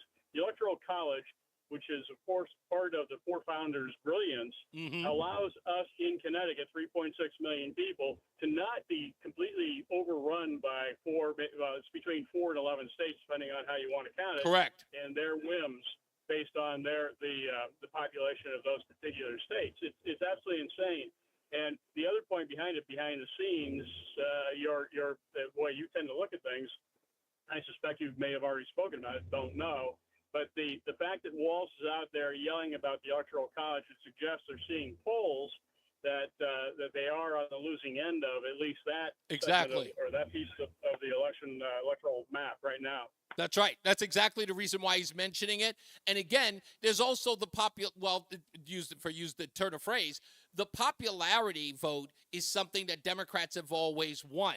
And because they understand that, because they have California and New York, right, and Illinois for that matter, that they know the only way that they can win in perpetuity or rule in perpetuity is to go with the popular vote, because they don't want to succumb to the whims of people in middle America, because they believe that's flyover country and they shouldn't have a say. So let's talk about rule in perpetuity for a second. On your news segments, and again, I know this is not anything you control one way or the other. I'm absolutely sick to death of listening to the never held a real job Murphy espousing, opining, and whatever else. And all this is, quite frankly, is a verbal form of the press release this clown releases nearly every day. Yep. Trying to get himself a higher job. Yep. He's never earned it. He's never done anything other than I'll give him credit for being an excellent retail politician, but beyond that, he has no earthly clue about what Reese or Robert or anybody else is actually trying to get done. He doesn't care. He's part of the National Democrat Party, period, the end. That is why I and many people I talk to are going to be voting for Matt Corey. Indeed. A guy that is a small business owner and a guy that understands, that also served in the military and understands what the bulk of us are dealing with on a day-to-day basis. Yeah, people have got to get behind Matt Corey, and good point. Every one of those points, I couldn't say it any better or even add anything to it. Thank you so much, Robert. Much appreciated. Let's go to Bill in Southington. How are we doing, Bill? Reese, you are the Tom Brady of talk radio. Oh, come on. All right, now. I am telling you, the powers that be at 1080 are sitting on the Tom Brady of talk radio. Thank you, man. Unbelievable.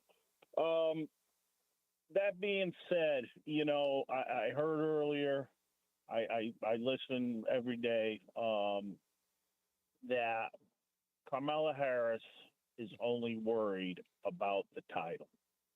She doesn't have enough common sense and humility to say, I'm over my skis. Yeah.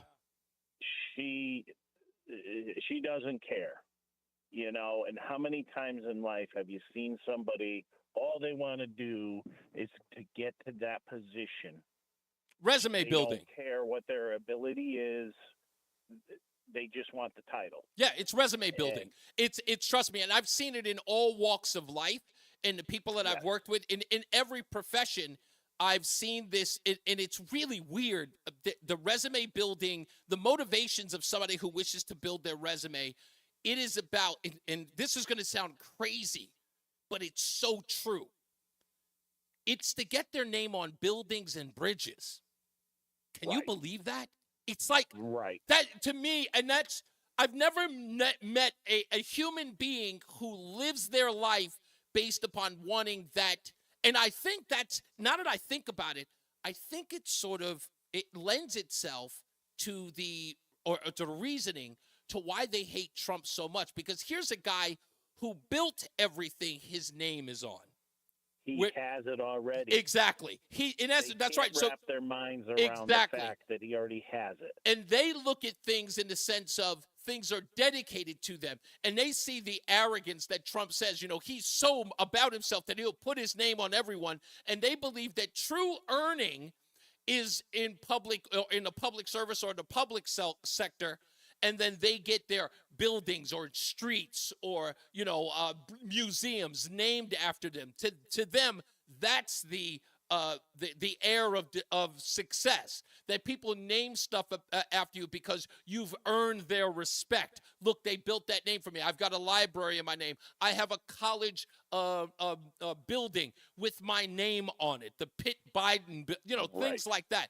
It's so weird that it's so weird how they operate. But yes, that's a good point. Talk about narcissism. Yes, it is. Well, as my wife likes to put it, as my wife likes to do it, if you spot it, you got it. Yes. I love when she says that. I love it. Thank you so much, Bill. Much Right. appreciated, Best sir. of luck, Reese. You got it, sir. And thank you for the compliment. I appreciate it. Tom Brady. Whoever thought that I would be compared to what I could only deem as my arch rival in football? Which, by the way, before I get out of here, before I take a break, Robert Saleh, the former coach of the New York Jets, got fired yesterday.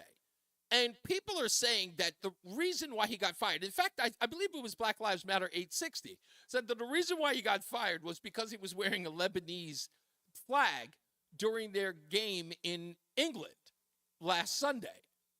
And first thing I said was, did you not see his record as a coach?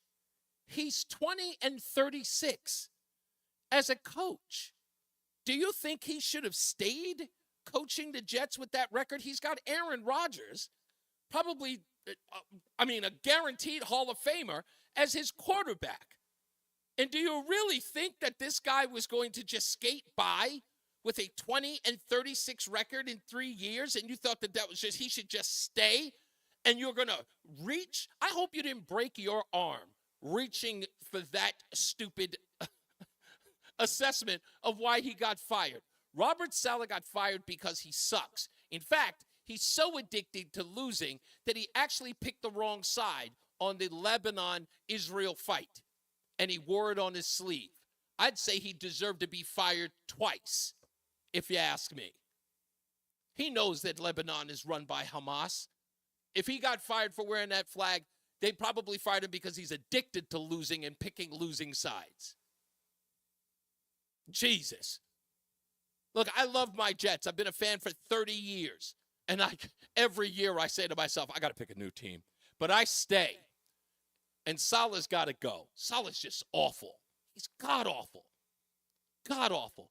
And I wish that Woody Johnson would stop picking defensive coaches as head coach. You know, defenses win Super Bowls, but you got to get there. Get an offensive coach. Let's get to the BPS Traffic Center with Mark Christopher. Mark, you're a Patriot they're welcome fan, right? to the I was just going to say they're welcome to have the Patriots offensive coordinator. Talk about that. No, Holy please. smokes. No, please. No, please. You guys can keep him. You know what? I think Belichick would love to coach the Giants. I don't see him going to the Jets with this opening. I mean, he already was the coach of the Jets for about 24 hours. He wasn't even that long. He wrote his resignation on a napkin. Yeah, Bastard. it was like wasn't even a day. It wasn't even a day. No, it wasn't. So I just don't see that happening. But I hope he does. You know what? If he does go to the Giants, that would be nice because I thought he was fitting there. I mean, he coached Lawrence Taylor. Right. You know, I gotta believe that's the job that he would that's the job he really wants. And if the Giants continue the way they are, there's a pretty good possibility. Yeah, he might get it. He might be the next head coach of the Giants. Hey, if you're heading you're clear. Right now, Reese, southbound side of I-91, seeing some delays. This traffic report being brought to you by Stu Leonard. You're going to see slow traffic 33 down to 32 A and B, and again down by exit 27 to 28. Northbound 91's moving well. Cromwell through downtown up into Windsor. On the westbound side of 84, you're tied up just after 56 up to 47 Sigourney Street. 84 eastbound, you got delays about a half mile before 46 Sisson Avenue into the tunnel. 291 eastbound slowing from I-91 over to the Bissell Bridge.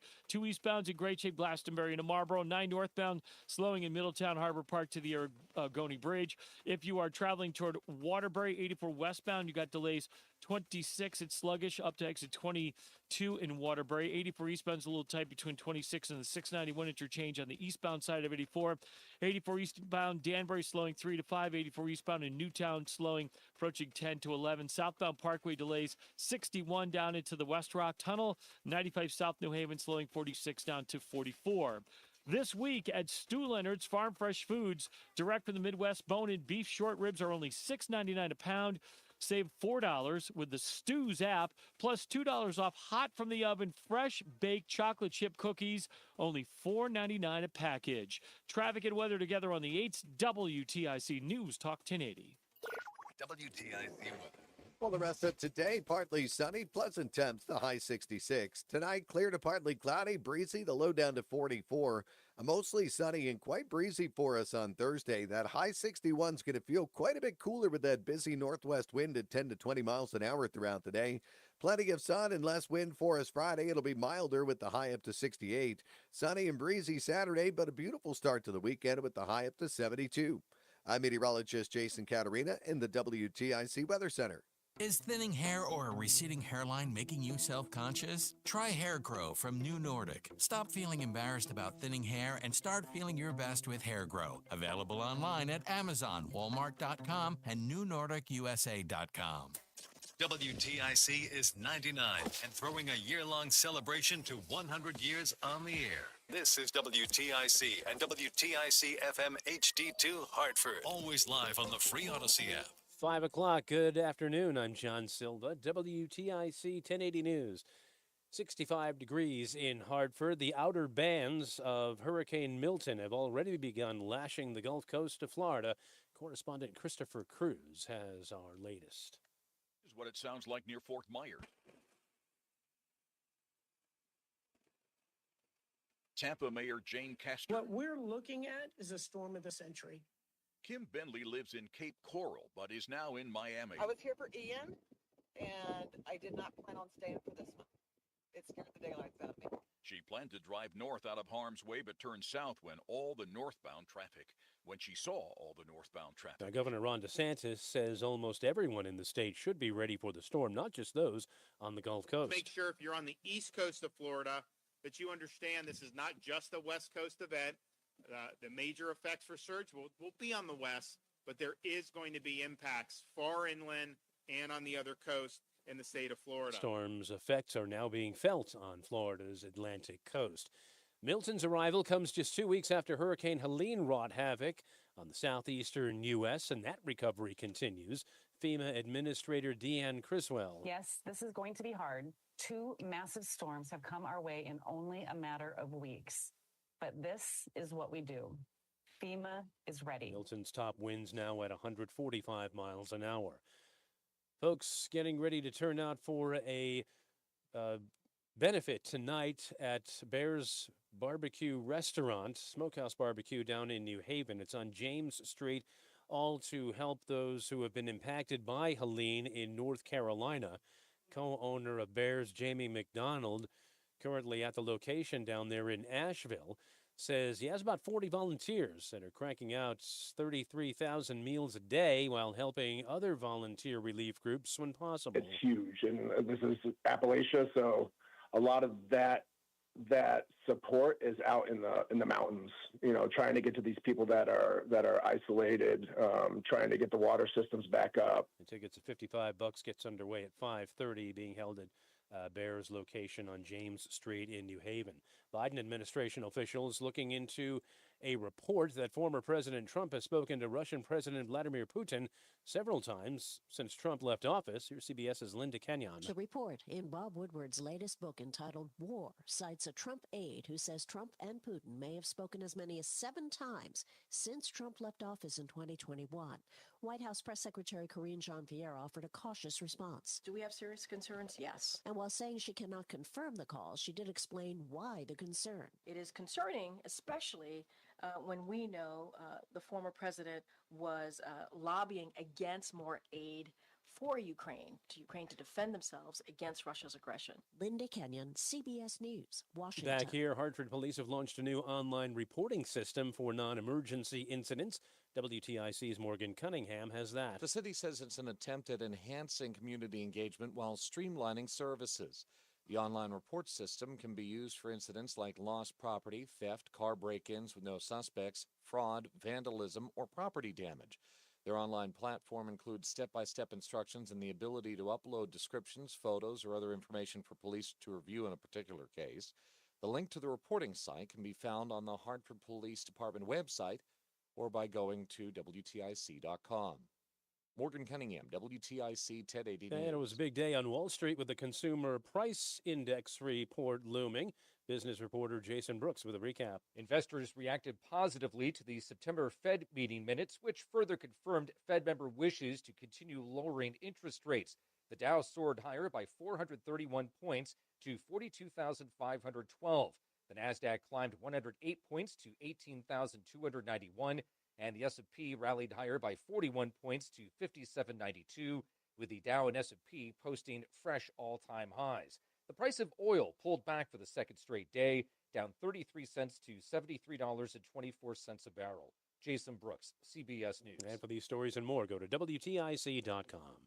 I'm John Silva, WTIC 1080 News. Hey, it's Eric Erickson. I hope you'll tune in to listen to my show every weeknight at 6 right here on WTIC News Talk 1080. I'll break down the news of the day, everything from national politics down to the battle at the local school board. I'm not going to give you the party line, no predictable red meat. I'll give you the truth, the whole truth, nothing but the truth, and what's going on in this insane world. I hope you'll join me. The Eric Erickson Show, weeknights 6 till 9 right here on WTIC News Talk 1080 and on the free Odyssey app. Warning, the following ZipRecruiter radio spot you are about to hear is going to be filled with F words. When you're hiring, we at ZipRecruiter know you can feel frustrated, forlorn even, like your efforts are futile, and you can spend a fortune trying to find fabulous people, only to get flooded with candidates who are just fine.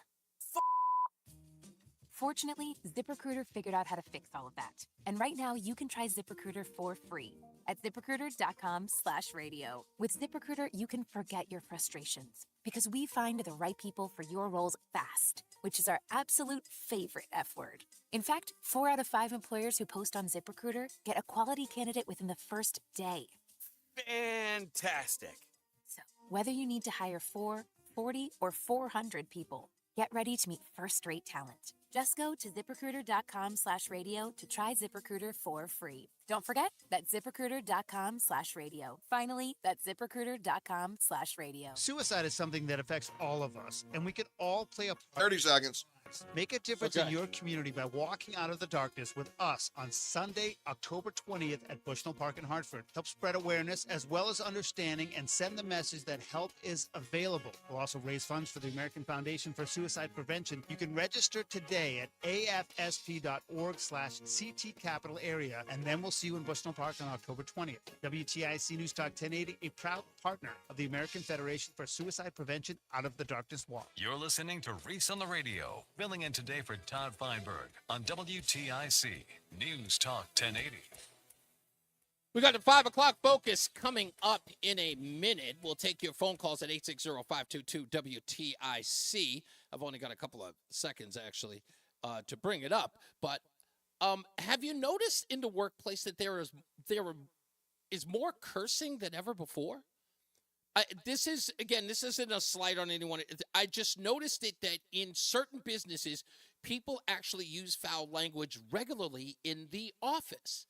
And I've never seen that before. It's become more commonplace. People are more comfortable with it. I'm not exactly sure what happened, but do you experience this in your workplace? Do you see more and more people using foul language? And is it acceptable to you? Do you think that there's sort of a breakdown of norms? Now, we work out in the field, so it's not the same thing here. But I just wonder if that's happening to you. 860-522-WTIC. But Mark, I won't ask you because you work from home. I'm sure you hear a lot of foul language. Yeah, it's usually coming from me. Just remember the one rule in radio: if you're going to use foul language, make sure that you can hear audio through the speakers in the studio. Because if the audio cuts out on the speakers, that means your microphone's on. Always make sure before you drop a bad word, make sure that you're hearing audio over the speakers.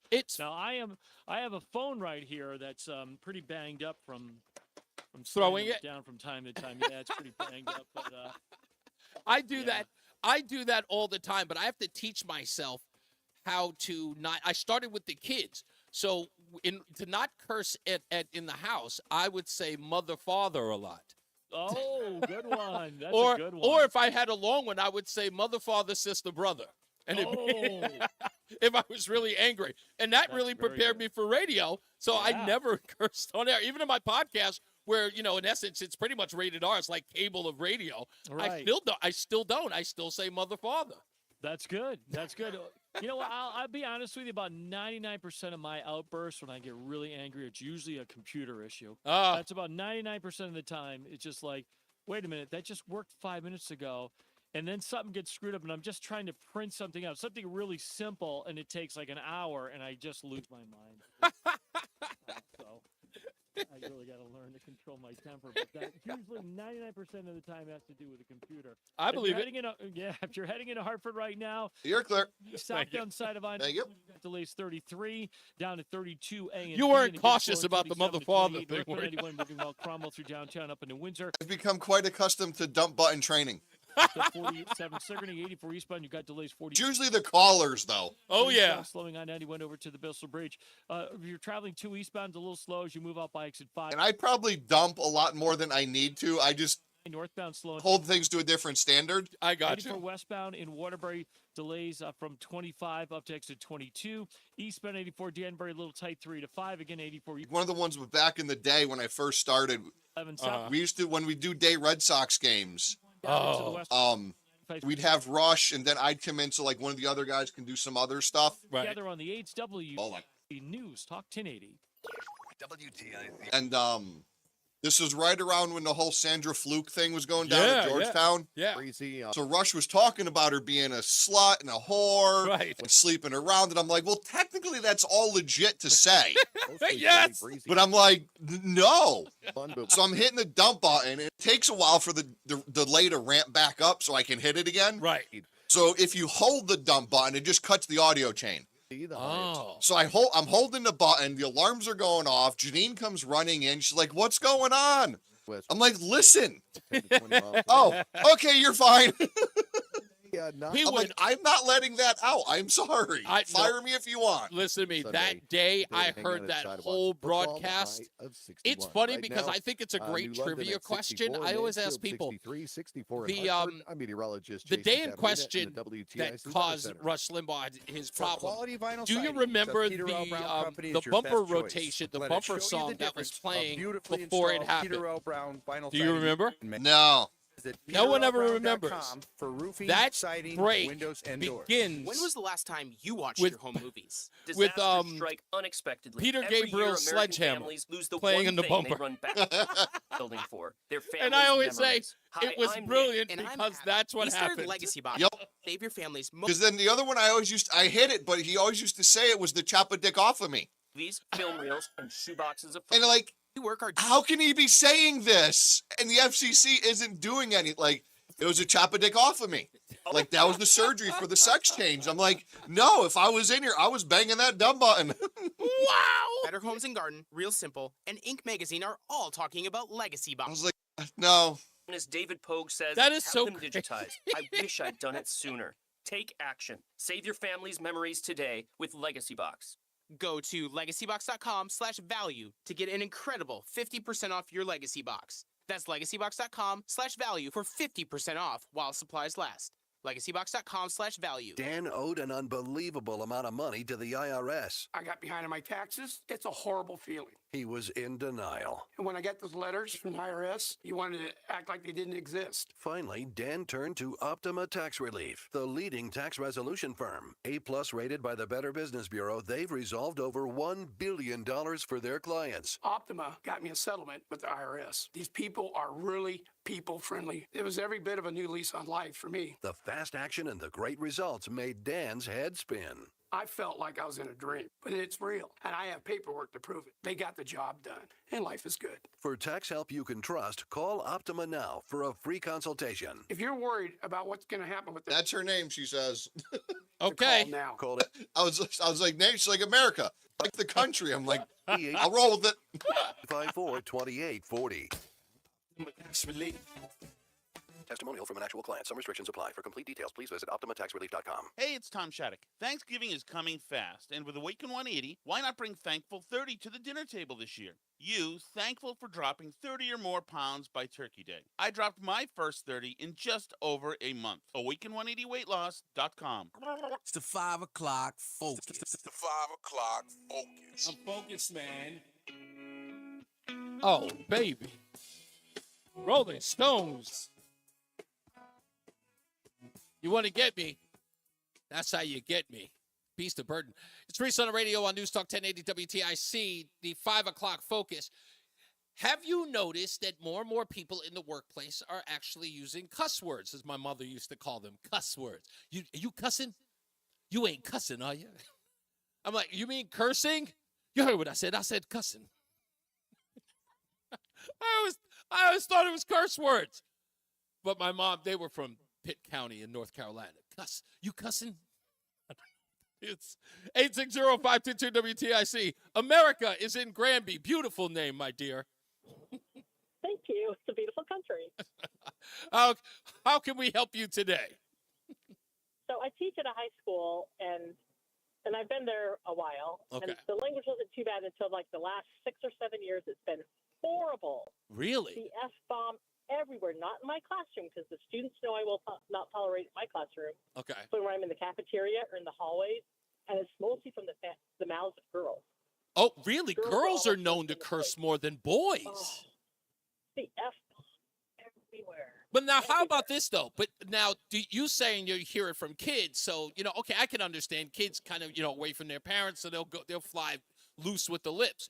How about staffers, though? Like, do you get faculty who, like, communicate using curse words other than, I almost said cuss, curse words a little more freely? Yes, they do. Really? Now, are you like me that are noticing the phenomenon growing? Because I thought you do. Okay, so you have seen the uptick of people being pretty much regular or liberal, if you will, with saying curses in the office.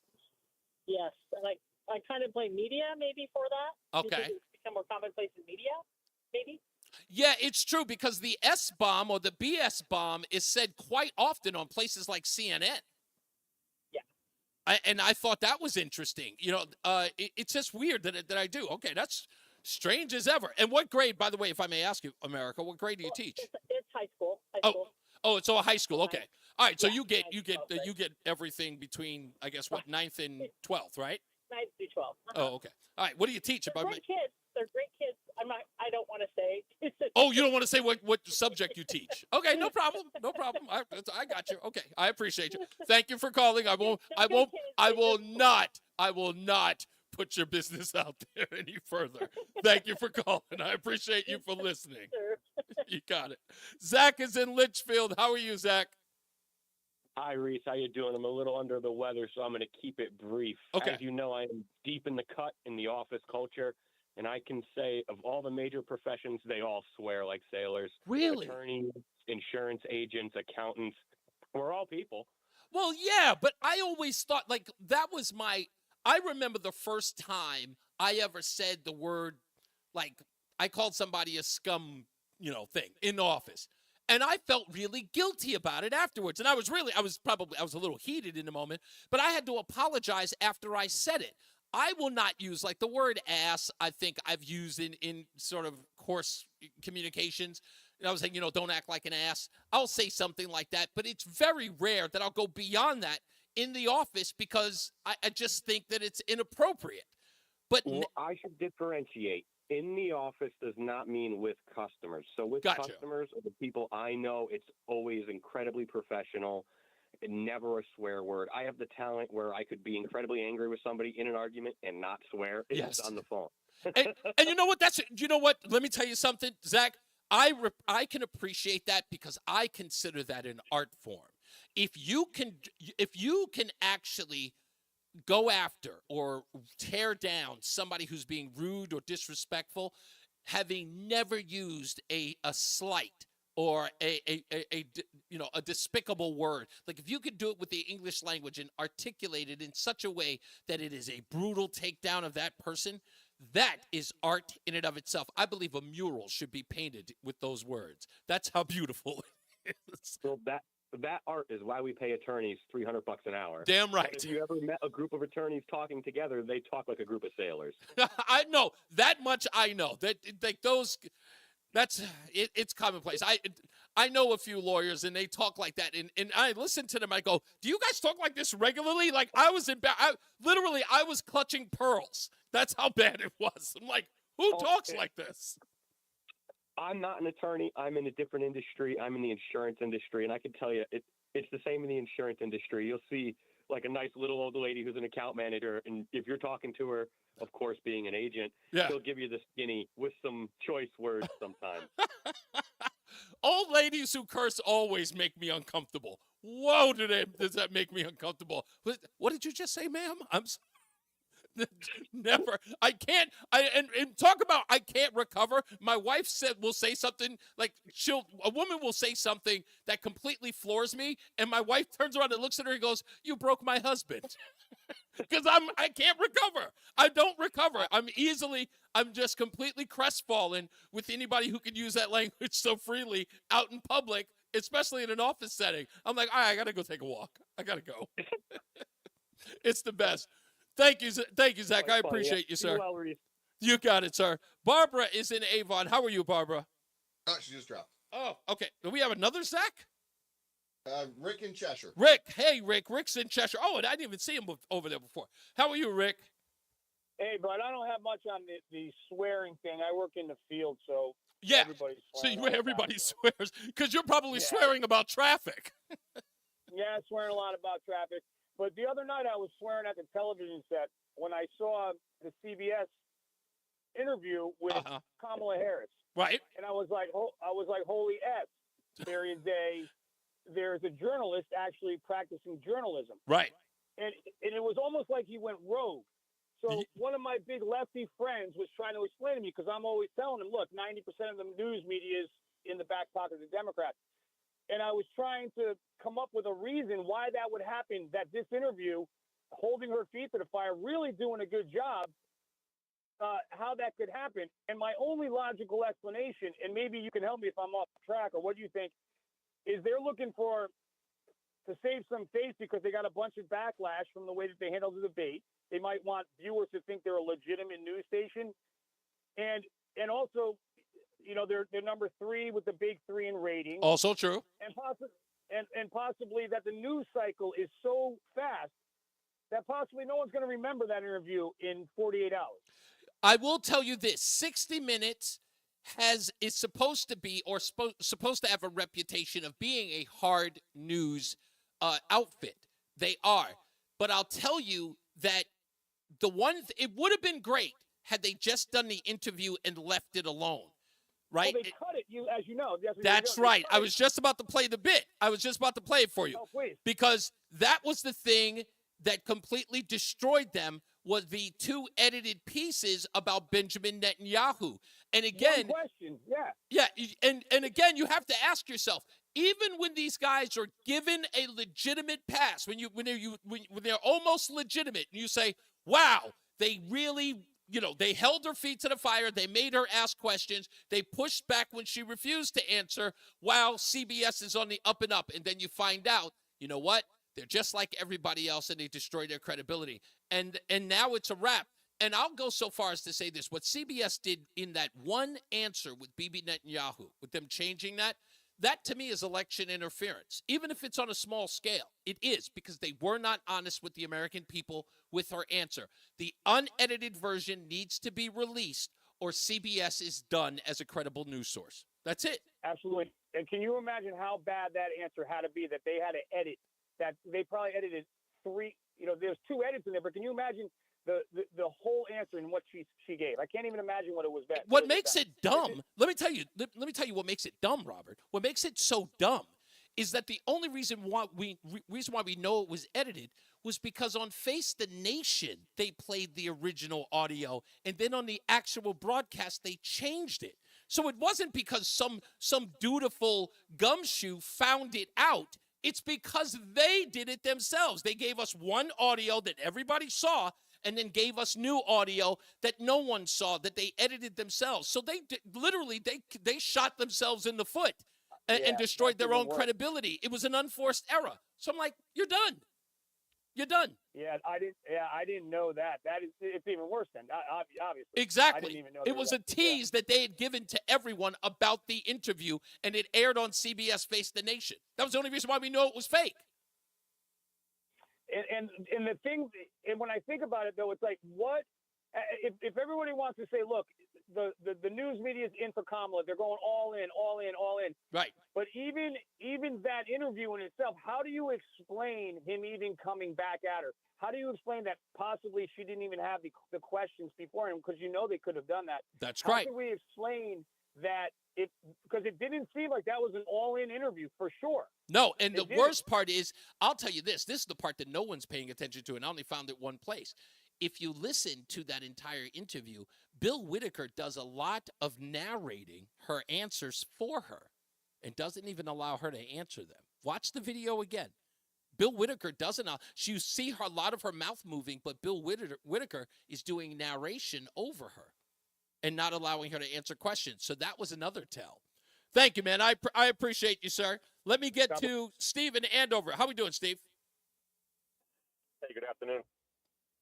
What you got for me? You there? Yeah, I'm here. What's up? So, I just got in the truck and I know yesterday you said something about you're going to do a conspiracy theory today. Did I miss it? No. You can. If you got one, do it in 1.5 minutes. All right. So, Plum Island. Plum Island. I'm not familiar with this. My one and only conspiracy theory with the government has always been Plum Island. Okay. So that was a top secret biolab out on Long Island Sound off of New London. Okay. And they closed it a few years ago. Okay. And if you look at Lyme disease, was found in Lyme, Connecticut. A seagull's flight from Plum Island. Eastern equine encephalitis, its first origins in the United States, pretty much came in westerly Rhode Island. A seagull's flight from Plum Island. The other West Nile virus, its origins came in the eastern United States. A seagull's flight from Plum Island. So that's like my one sort of government conspiracy theory is that they screwed up on that biolab. Oh, you think it was a lab leak and a seagull actually spread it? Their own people. Yes. Wow, that is a good one. Lori's in the chat room and she says, "Ooh, that's a good one. That is a good one." Yeah, that's if a you look real. at the data. That's kind of what. And then one quick one. I know I got to go, but the raid on Sante in Vietnam when they went to release when the American Special Forces with Bull Simons went to rescue the American POWs in the raid on Sante, the POW camp. The possibility is very, very good that POW camp was released a few weeks before the Americans raided it, and it was because all the rivers had flooded. Well, we had seeded the clouds in North Vietnam about a month and a half, 2 months prior to that to screw with them as far as their weapons and troop movements. And we may have screwed up our own Special Forces raid, rescuing our own people, because we flooded the rivers with seeding the clouds. If you read the book, the raid on Somebody knows what you're revealing. They're messing with his transmission. Oh, you got to call me back. Oh, but listen to me, Steve. Whatever you do, man, don't call me this late in the show. You got something this good. You got to call earlier. I know he's probably just getting out of work. You better call tomorrow. I want to hear this even more. But Plum Island, thank you, Tara. Yeah, I think I want to read about that one as well. Let's take another check of the traffic with Mark Christopher in the BPS Traffic Center. Plum Island.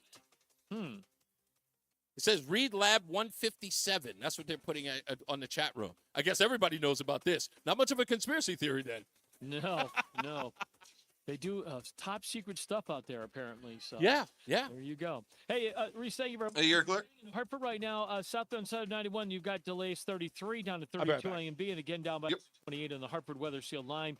On the northbound side of 91, that moves well Cromwell through downtown up into Windsor. Westbound 84 tied up approaching the Boak Bridge to 47 Sigourney Street, and slow again 45 out to 44 Prospect Oakwood as you move into West Hartford. 84 eastbound, you're slowing about a half mile before 46 Sisson Avenue down into the tunnel. 291 eastbound's tight from I-91 over to the Bissell Bridge as you head into South Windsor. Route 2 eastbound, that's a good ride, Glastonbury into Marlboro.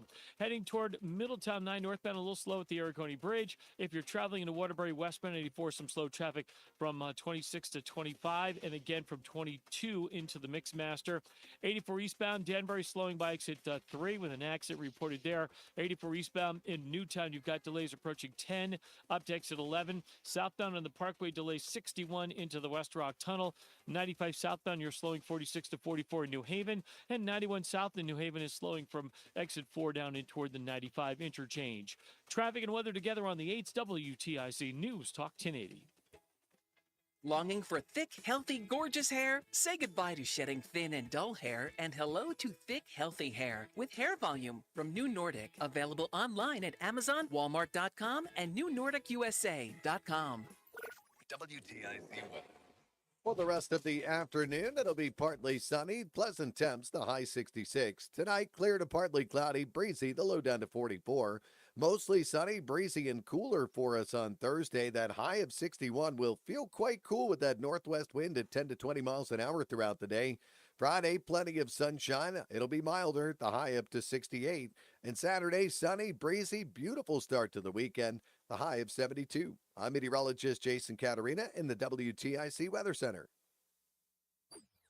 And now, a WTIC news update. 5:30, good afternoon. I'm John Silva. Shooting this afternoon in New Haven has left one person dead. Police and the mayor say the victim was shot while riding a dirt bike. The shots coming from All right, I'm back. a passing vehicle. Police say the incident occurred in the area of Ferry and Wolcott Streets. It's New Haven's 10th homicide of the year. Those who haven't yet left the storm zone ahead of Hurricane Milton are just about out of time. The storm is expected to make landfall in just a matter of hours. The Florida Highway Patrol says the Sunshine Skyway Bridge spanning the mouth of Tampa Bay is now closed to traffic. Officials had earlier said that major bridges around Tampa Bay that plan to close this afternoon. American Red Cross of Connecticut ready to assist. A response truck left Farmington today, headed to the storm zone to provide relief. Officials say getting people who need it shelter will be the primary mission. Fundraiser about to get underway in New Haven at Bear's Smokehouse Barbecue. This is to raise funds for those impacted by Hurricane Helene in North Carolina. The funder is being held at Bear's location again in New Haven. Man's been arrested in connection with a fatal shooting in East Haven 2 years ago. Willie Jamal Thompson, accused in the death of Julius Bolden Lowe at the Bullseye Billiards in August of 2022. 2 others were wounded. And police in Ansonia have arrested a man on child pornography charges. 27-year-old Michael Bernard is charged. He turned himself in on a warrant following a lengthy investigation, say police. Faces charges of possession, enticing a minor by computer, and risk of injury. Good day for the markets on Wall Street. The Dow finished up 431 points. The Nasdaq up 108. S&P up 40. NLDS Game 4 this is. Philly and the Mets at Citi Field. Mets will try to close it out. They lead the series 2-1. ALDS, Yanks later this evening in Kansas City. That series tied at a game apiece. And in the NHL, the Rangers skate in Pittsburgh. For these stories and more, go to WTIC.com. I'm John Silva, WTIC 1080 News. Whether you own a local business or a global one, you're always looking for ways to position your operation to create opportunities and move on them faster. With Bank of America, you get access to experts, award-winning insights, and business solutions so powerful, you'll make every move matter, locally and globally. Visit bankofamerica.com/banking for business to learn more. What would you like the power to do? Copyright 2024 Bank of America N.A. I can't wait for golf this weekend, huh, buddy? Time flies. Love you, man. Oh, don't forget your knee brace again. We aren't in college anymore. Moments together matter, so help protect yourself from RSV. If you're 75 or older or 60 plus with a chronic condition like asthma, COPD, heart disease, or severe diabetes, you're at higher risk of landing in the hospital from RSV, and there are no prescription RSV treatments. Check eligibility and schedule your RSV vaccine at vaxassist.com. Sponsored by Pfizer. A controversial dredging request and a river that runs under the city of Hartford. That's our Spotlight Connecticut with me, Morgan Cunningham, this Saturday afternoon at 2 on WTIC News Talk 1080, WTIC.com, and on the free Odyssey app, AUDACY. Warning, the following ZipRecruiter radio spot you are about to hear is going to be filled with F words. When you're hiring, we at ZipRecruiter know you can feel frustrated, forlorn even, like your efforts are futile. And you can spend a fortune trying to find fabulous people, only to get flooded with candidates who are just fine. Fortunately, ZipRecruiter figured out how to fix all of that. And right now, you can try ZipRecruiter for free at ZipRecruiter.com/free. With ZipRecruiter, you can forget your frustrations because we find the right people for your roles fast, which is our absolute 30 seconds. In fact, 4 out of 5 employers who post on ZipRecruiter get a quality candidate within the first day. Fantastic. So, whether you need to hire 4, 40, or 400 people, Get ready to meet first-rate talent. Just go to ZipRecruiter.com/free to try ZipRecruiter for free. Don't forget, that's ZipRecruiter.com/free. Finally, that's ZipRecruiter.com/free. It's the 5 o'clock focus. It's the 5 o'clock focus. I'm focused, man. We are back. We got plenty of people on hold. We'll get to them shortly. Of course, on this Whack Job Wednesday. I love Whack Job Wednesday. It's turned into something I've learned to love. I like benchmarks. I'm from the benchmark era, folks. That's where the radio I've always been a part of. I like benchmarks. That's the radio terminology for it. But they're something that people either look forward to. It's appointment radio. It's what I like to do. And I think it's fun for everybody. It's sort of, takes away from all the seriousness and all that stuff. By the way, whatever happened with this Plum Island thing, I love it. Sokolowski is on Twitch. He says, my in-laws worked at Plum Island and refused to talk about anything that goes on there. That is, now I have to find out more about it. That's it. I told you, that's the beauty of conspiracy of Whack Job Wednesday is to tell me about the conspiracy. And if you can convince me it's worth checking out, I will check it out. Because, again, I was a guy who wouldn't even touch this stuff. And soon I'm going to be Jerry from that film, Conspiracy Theory, with my own little newsletter that I'll send out to 6 people. That'll be crazy. I will not post it on my website. Again, we'll get to the phone calls in a little bit, but the 5 o'clock focus question was, are you experiencing more and more cussing, as my grandmother would say? Think you cussing? Is there more cussing going on inside the workplace? And I'm finding that, again, it's many people already said, it's like it's increasing because I guess, there was a study, I forgot about this. There was a study that was, I want to say it was at least 10 years ago, that said that highly intelligent people curse more. And I know there was a study that was 30 years before that said that people who curse have no grasp of the English language, so they resort to cursing. And then this other study said the opposite. So I always found it was weird. Liberalism is a mental disorder. Michael Savage, Pastor Will, let's go. It always will be, son.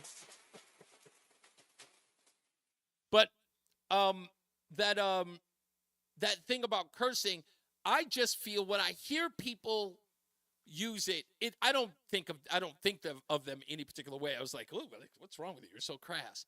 I just find it interesting that they do it more. I just, that's all. It's become more commonplace in a lot of spaces. It's just weird. Lori says, my mom always said those that curse have a smaller vocabulary. Yeah, I know. I've heard that too.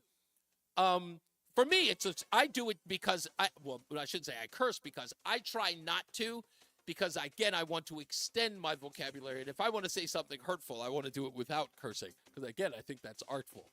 Let's get another check in the traffic with Mark Christopher at the BPS Traffic Center.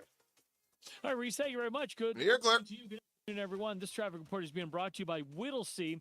And if you're on the southbound side of I-91, look for delays in Hartford from 33 down to 32 A and B. My conspiracy just changed. What do you got? You work with me for one day, and this is your bleeping idea of a topic? Before delays kick in, approaching the boat through... Didn't you start this with me last week? Possibly. Yeah. Oh, yes, you did. You did do Conspiracy Wednesday with me last week. To just east of the Bissell Bridge as you head in. One day, and this is what we bring for a topic: cussing. We'll explain. Marconi Bridge, if you're heading toward Waterbury 84 westbound, you'll see some slow traffic between. I say it with love, Oh no, I know. To 22 as you head toward the Mixmaster. 84 eastbound, you got delays in Danbury, New York, Connecticut line out to exit 3. An accident reported there. 84 eastbound in Newtown. So it's great. There's one of those like digital channels because we don't have cable. We used to have an antenna at home. Yeah.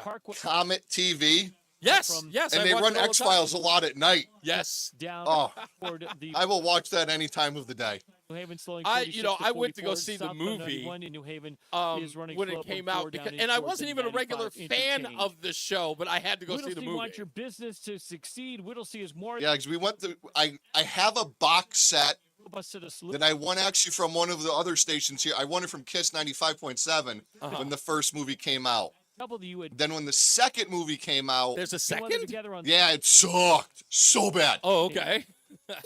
Has nothing to do with the story arc of the movie. Oh. Or the show. Oh, that sucks. Yeah. I also won something from that where it's like actual props from the movie. Oh, okay. Like with the certificates of authenticity and stuff like that. Yeah. But I'm like, but the movie sucked. It totally takes away from these things. Excuse me, plenty of sunshine. It'll be milder. The That winds is so subside typical some that they well, would the do high that. You know what that 68. reminds me of? The Blair Saturday, Witch sunny, Project. breezy, the Yes. You know, wind it's at like northwest these wind guys do it on strength a along the 10 to shoestring 20 budget. miles an It's hour again. blockbuster. Saturday, the better And then of the Hollywood weekend gets a hold of it days and go say, as hey, how Sunday. can we screw It'll be this up? cloudy, cooler with an afternoon chill. Because it was great. The X-Files kind of did like a return on TV for a little bit. Yeah. 59. I'm looking to see if the episode's on Hulu when they came back. I do remember that. When was? Didn't they got rid of Mulder? No. Yeah, they got For a rid of little Mulder. bit, yes. And they brought Podcast rules in go to There's the dude from Terminator 2. Terminator. Yeah, Robert Do you Patrick. owe $10,000 or more in credit card debt? But there was like the limited series they did on Fox, and they were really good episodes. It was Okay. like, we know we're coming back for a limited thing, suck it up. Out of control. But yeah, I was like, oh, it was so good. And enroll for this. Because it made fun of itself, which was nice. Right. But they owe. This is not Like there's one scene, like I've always had a thing for Gillian Anderson. Yeah. program that And there's one scene where like she's in I think it's a cell phone store, like a T-Mobile, Verizon type Yeah. thing. And it's like a fantasy. And she's having troubles with her phone. So she like loans. takes off her blazer and like this skin tight white button down shirt. And she's like starting to unbutton it. I'm just like, yeah. So for this free information, call the relief hotline. That's what at we call 800-525-84. But it was so like, it was this fantasy. It was like a great scene. 525-8448. Hi, Joel Johnson here with Johnson Brunetti. Hey, retirement income. Are you sure that you're maximizing your retirement income? Get the retirement income checklist from us. Absolutely free. Text the word checklist to 1-800. Yeah, because there's like a separate one run in 2018. Or text the word Oh, wow. checklist That's to really, that's 1-800-705. not too long ago. No. So like they did one in 16 and then they did another one like in 18. Investment advisory services offered through JB Capital, LLC, a registered investment advisor. Insurance products. Yeah, season 1 was 93. Thanksgiving tradition in Connecticut is the Manchester Road Race. Another tradition is donating blood at the Ray Crothers Blood Drive. The Manchester Road Race Committee will again team up with the American Red Cross for this annual blood drive on Friday, November 29th at Manchester High School. Last year, the blood drive collected 372 pints of blood, benefiting over 1,100 patients in need of blood, plasma, and platelets. It's not too early to sign up. Please visit manchesterroadrace.com for more information. Tune in to WTIC News Talk 10. I see you got that X-Files theme handy? Yeah, ready to go. From the top I'll say you can use it coming out here. Call in with your questions. Healthy Rounds, sponsored by Hartford Healthcare. Saturday mornings 11 till noon on WTIC News Talk 1080 and WTIC.com. The 5 o'clock focus. It's the 5 o'clock focus. Come on, man. Focus already. We are back. Reese on the radio on this Wax Job Wednesday. You might even ask yourself before we get to the phones, why would I call it Whack Job? Like, why would you call it that? Right? It's like, that's what everyone, when you do these kind of things, people's like, you hear those whack jobs on the program? I get it. This is me poking direct fun at that at that sentiment. But we're totally missing out, Reese. What's that? What do you mean? We got to get some merch. We need some tinfoil hat merch. Oh, you're so right. You're so right. We can make that at home. Yeah. We'd sell a DIY kit. Oh, that's true. That's right. Tinfoil. I gotta get on this. Yeah. I think we're gonna have a lot of fun with it. Let me see. George Carlin made millions cursing with the 7 words you can't say on TV. But by the way, one of the most brilliant bits I've ever seen in my life. Let me see. I'm in commercial trucking, Craig says. We couldn't possibly curse more. Bushwhacker says that we should apply for a federal grant to study Plum Island. He said, I'm sure you could get $1 million for it. You're probably right. But the fact that the government is somewhat involved, I don't think they'd allow us to check to find that out. Dan says you can look into 9/11 conspiracy. There's a lifetime worth there. One interesting thing, the Pentagon office that got hit, or the Pentagon itself got hit, was announced in an audit that an audit was coming in 4 days or coming 4 days before it happened. That's interesting. There was a few $1 trillion missing from the budget. And wouldn't you know, the office that held the records gets completely destroyed a few days later. Coincidence? I don't think so. Mark says, I'm a contractor, and I've noticed more and more customers dropping F-bombs, male and female, young and old. And that's that and slang. What's up? I totally get a lot of slang, too. Back to the phones. Dave is in Brantford. How are you, sir? Yeah, how you doing, Reese? I observe one of the problems is a lot of the ethnic identity slur words have been promoted to higher up the ladder as offensive than the ordinary cuss words, the obscene words. Yes. And so it makes the obscene words seem less obnoxious. I mean, if you called your black teacher a colored woman, that's almost way more offensive than calling her a mother effer. Yeah. And I want to You're 100%. Now that you say that, oh my God, you're so right about that. And I do want to get this. I am extremely pro-police. I want to be clear about that. Okay. But I think when the police use F-bombs to establish authority and control right away, yes, I think that's incredibly unprofessional. And I'm thinking down in New Haven, there was a problem with underage drinkers at Toad's place. Yeah. And so they flooded the place with undercover officers. And the initial commands to the crowd were, all you mother effers get down on the effing floor. Yeah. And the police denied it. They didn't say, we're the police, get on the floor. They used bad language. Yeah. Cell phone footage proved that was the initial commands, but they didn't release, the police footage. I don't think the police should, the initial commands to the public that they serve should include language like that. It's not professional. I don't approve of it. I tend to agree with you on this one. Let me tell you why. Because, and I understand that many people think that using or dropping an F-bomb here and strategically dropping the F-bomb will sort of exude authority, and I understand that. But I've seen it, like my wife watches that dash cam video show, and I've seen it, and I go, there's 7 of you holding a gun to a crackhead in a Peugeot. They get the point, but you don't even have to curse at this point, right? Calm down. It's a little excessive. So I get your point. I kind of agree there. Pro-police, but use professional language. Indeed. Hey, Kim is in Northern Connecticut. How are you, Kim? Hey, Reese, thanks for letting me on. Okay, so when I hear a conspiracy theory, I have to call in because I've had such a long history. I know, but you got to do one, Kim, so I can get everybody in, all right? No. Well, you can look up two first. First of all, CBS Evening News. It was September 10th, 2001. CBS Evening News had Rumsfeld on saying that they had finally done an audit after decades of the military Pentagon, and they had found trillions were missing. Right. So look that up. There's proof there with the CBS Evening News. Somebody just mentioned that in the chat room. Yes, I think Dan just mentioned that in the chat room. So there's where you find the proof that it happened. Okay. So, also on Tucker. Tucker has a thing on Plum Island, a video. On He Plum does. Island. He does, and it's very informative because a woman. There was an animal infectious disease. Gotcha. On Plum Island. But what's important about it is a woman got sick and tired of the official government telling them what to think about it. She started doing her own history on, prevalence and what was happening where. It is not just equine encephalitis and Rocky Mountain, Colorado Rocky Mountain fever. That was another tick disease. The one he focused on was Lyme disease. Mm-hmm. And that woman was from that area, and she started pinpointing where all these diseases. They came out in the 70s. They came out quickly, and a lot of it. And so that's why you want to watch what Tucker has. Okay, I will, definitely. Thank you, Kim. Always appreciate you calling in. I know you and Joe, perfect people for this segment. And I literally, this is, if I may say so, Kim, I do this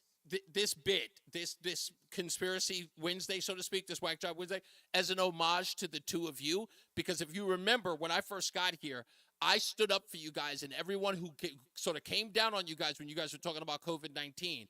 And I made that abundantly clear that you guys were not here to spread conspiracy. What you were trying to do was to save lives and to help people. Patty as well. I always agree. You guys were like some of the first people I had on this program when I joined.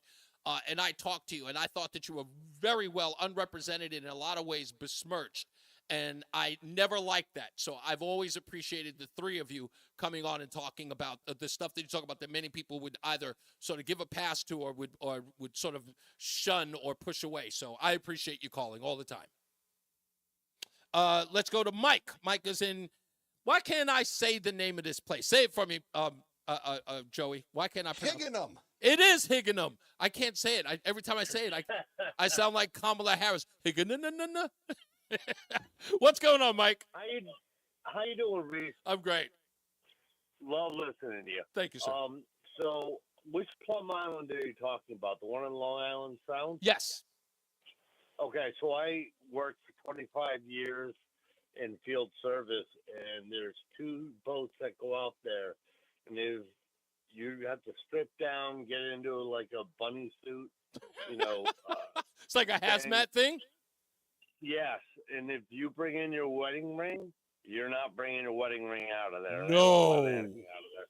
And it was located there because of the testing they were doing. Any animal that got off there would drown before it could get to the mainland. But as far as swearing it in the At the office, yeah.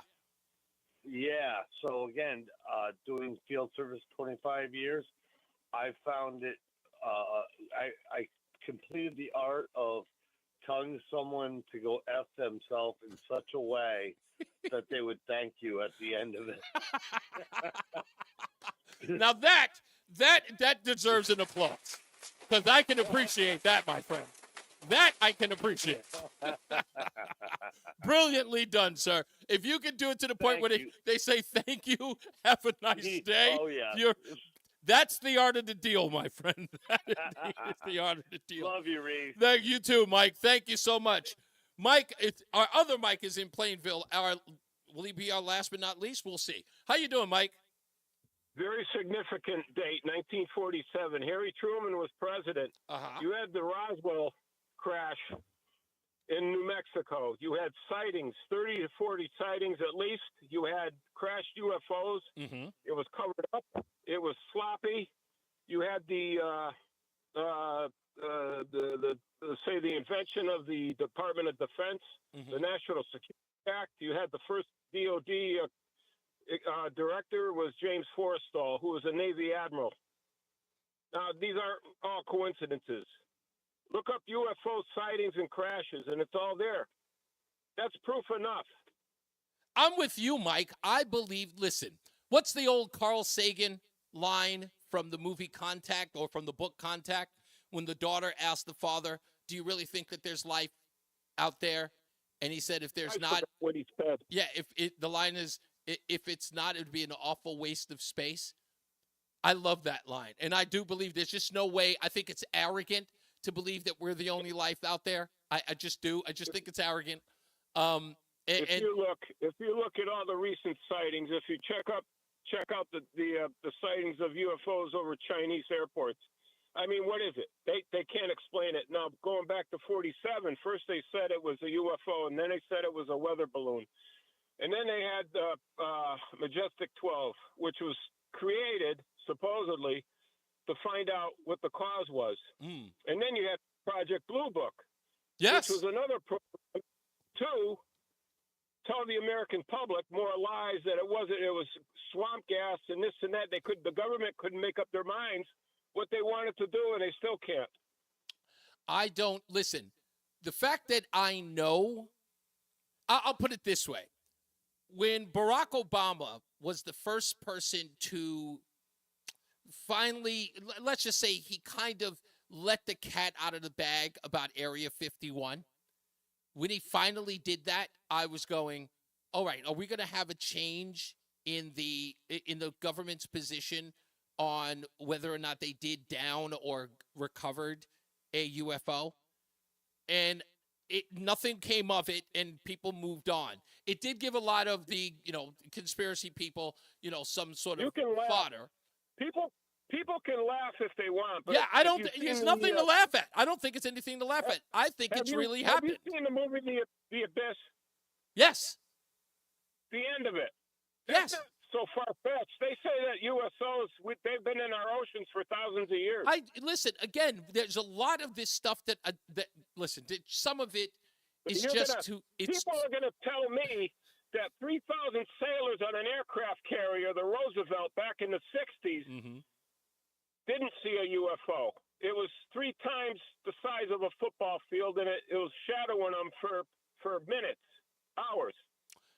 Listen. You're going to tell me all those sailors were liars? Nothing is beyond the pale. And again, like I said, right now, more and more people have a tendency to be believed about most of this stuff than ever before. Why? Because more and more people are coming forward, and the best part about it is that more people can record, and more people can, let's just say, and express themselves, and with the evidence than ever before. My last point: all these movies that have been made since the 40s and the 50s. Yeah, they're dripping it. They're drip feeding us information about this. This has been disclosure in a very, very slow manner over decades. You think they're slow? They're slow leaking most of this information. We've been weaned and prepared for something that may happen within our lifetime. I think it's going to happen within mine. You know what? To be honest with you, I would.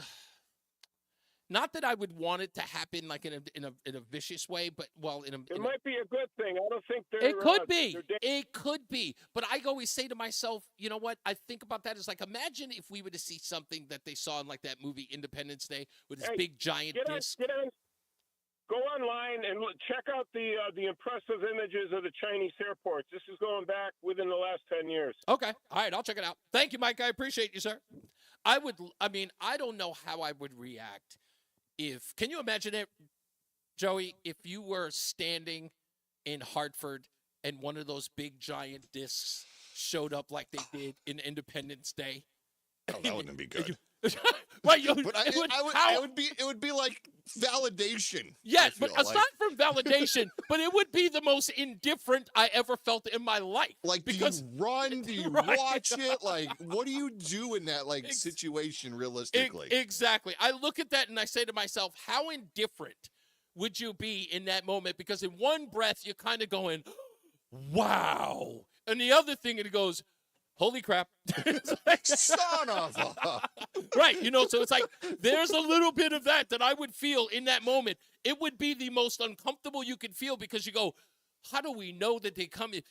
My favorite line, what was this? Google Translate does not work that way. Yeah, exactly. My favorite line in Independence Day was, I think, a news report that said, police and police or somebody are advising people to not shoot at the UFO.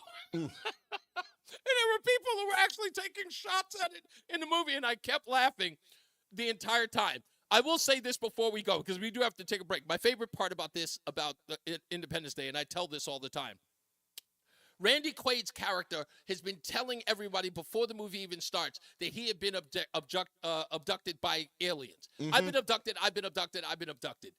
Finally, at the end of the movie, where they're trying to get an offensive to go after the aliens who are clearly there, he gets up after drinking coffee, trying to get sober. They're looking for pilots, and he gets up and he says, I'm a pilot. And he goes, I just want to let you know that I was abducted by an aliens, and I like to go up there and give some payback. Mm-hmm. They all look at him like he's got 3 heads, failing to recognize the reason why they're there is to fight the aliens they don't think he was abducted by. Yeah. So it makes no sense. I thought it was silly, but it just shows the duality of man, and I thought it was a perfect example of how silly we are about the whole thing. Anyway, as I always say, radio is free, so we thank you for paying attention. Remember to keep JC in your hearts and in your mind. Sean Patrick, we love you and we miss you. Remember that panic is not planning, so plan your work and work your plan. Me, I'm Reese on the radio. He is Mark Christopher at the BPS Traffic Center. We will see you guys tomorrow. Good night, Mark. Have a good night, Reese. Thank you. If you're heading into Hartford right now, you're clear. Thank you. I gotta stop and do the promo right now. So go ahead. Send it to you. All right. I'll talk to you later. And once you get out of that, you're moving well out into West Hartford, into Farmington, 84 eastbound, little slowdown, 48 Capitol Avenue into the tunnel. South of 91, some slow traffic.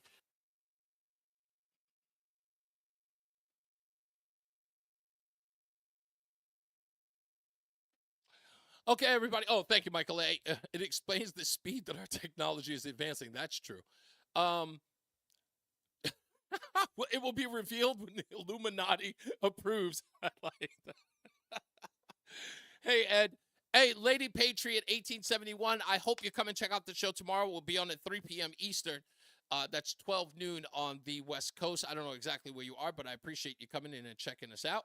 And hopefully see you here next time. Thank you all. I really appreciate you guys. It was a great show. I had a lot of fun.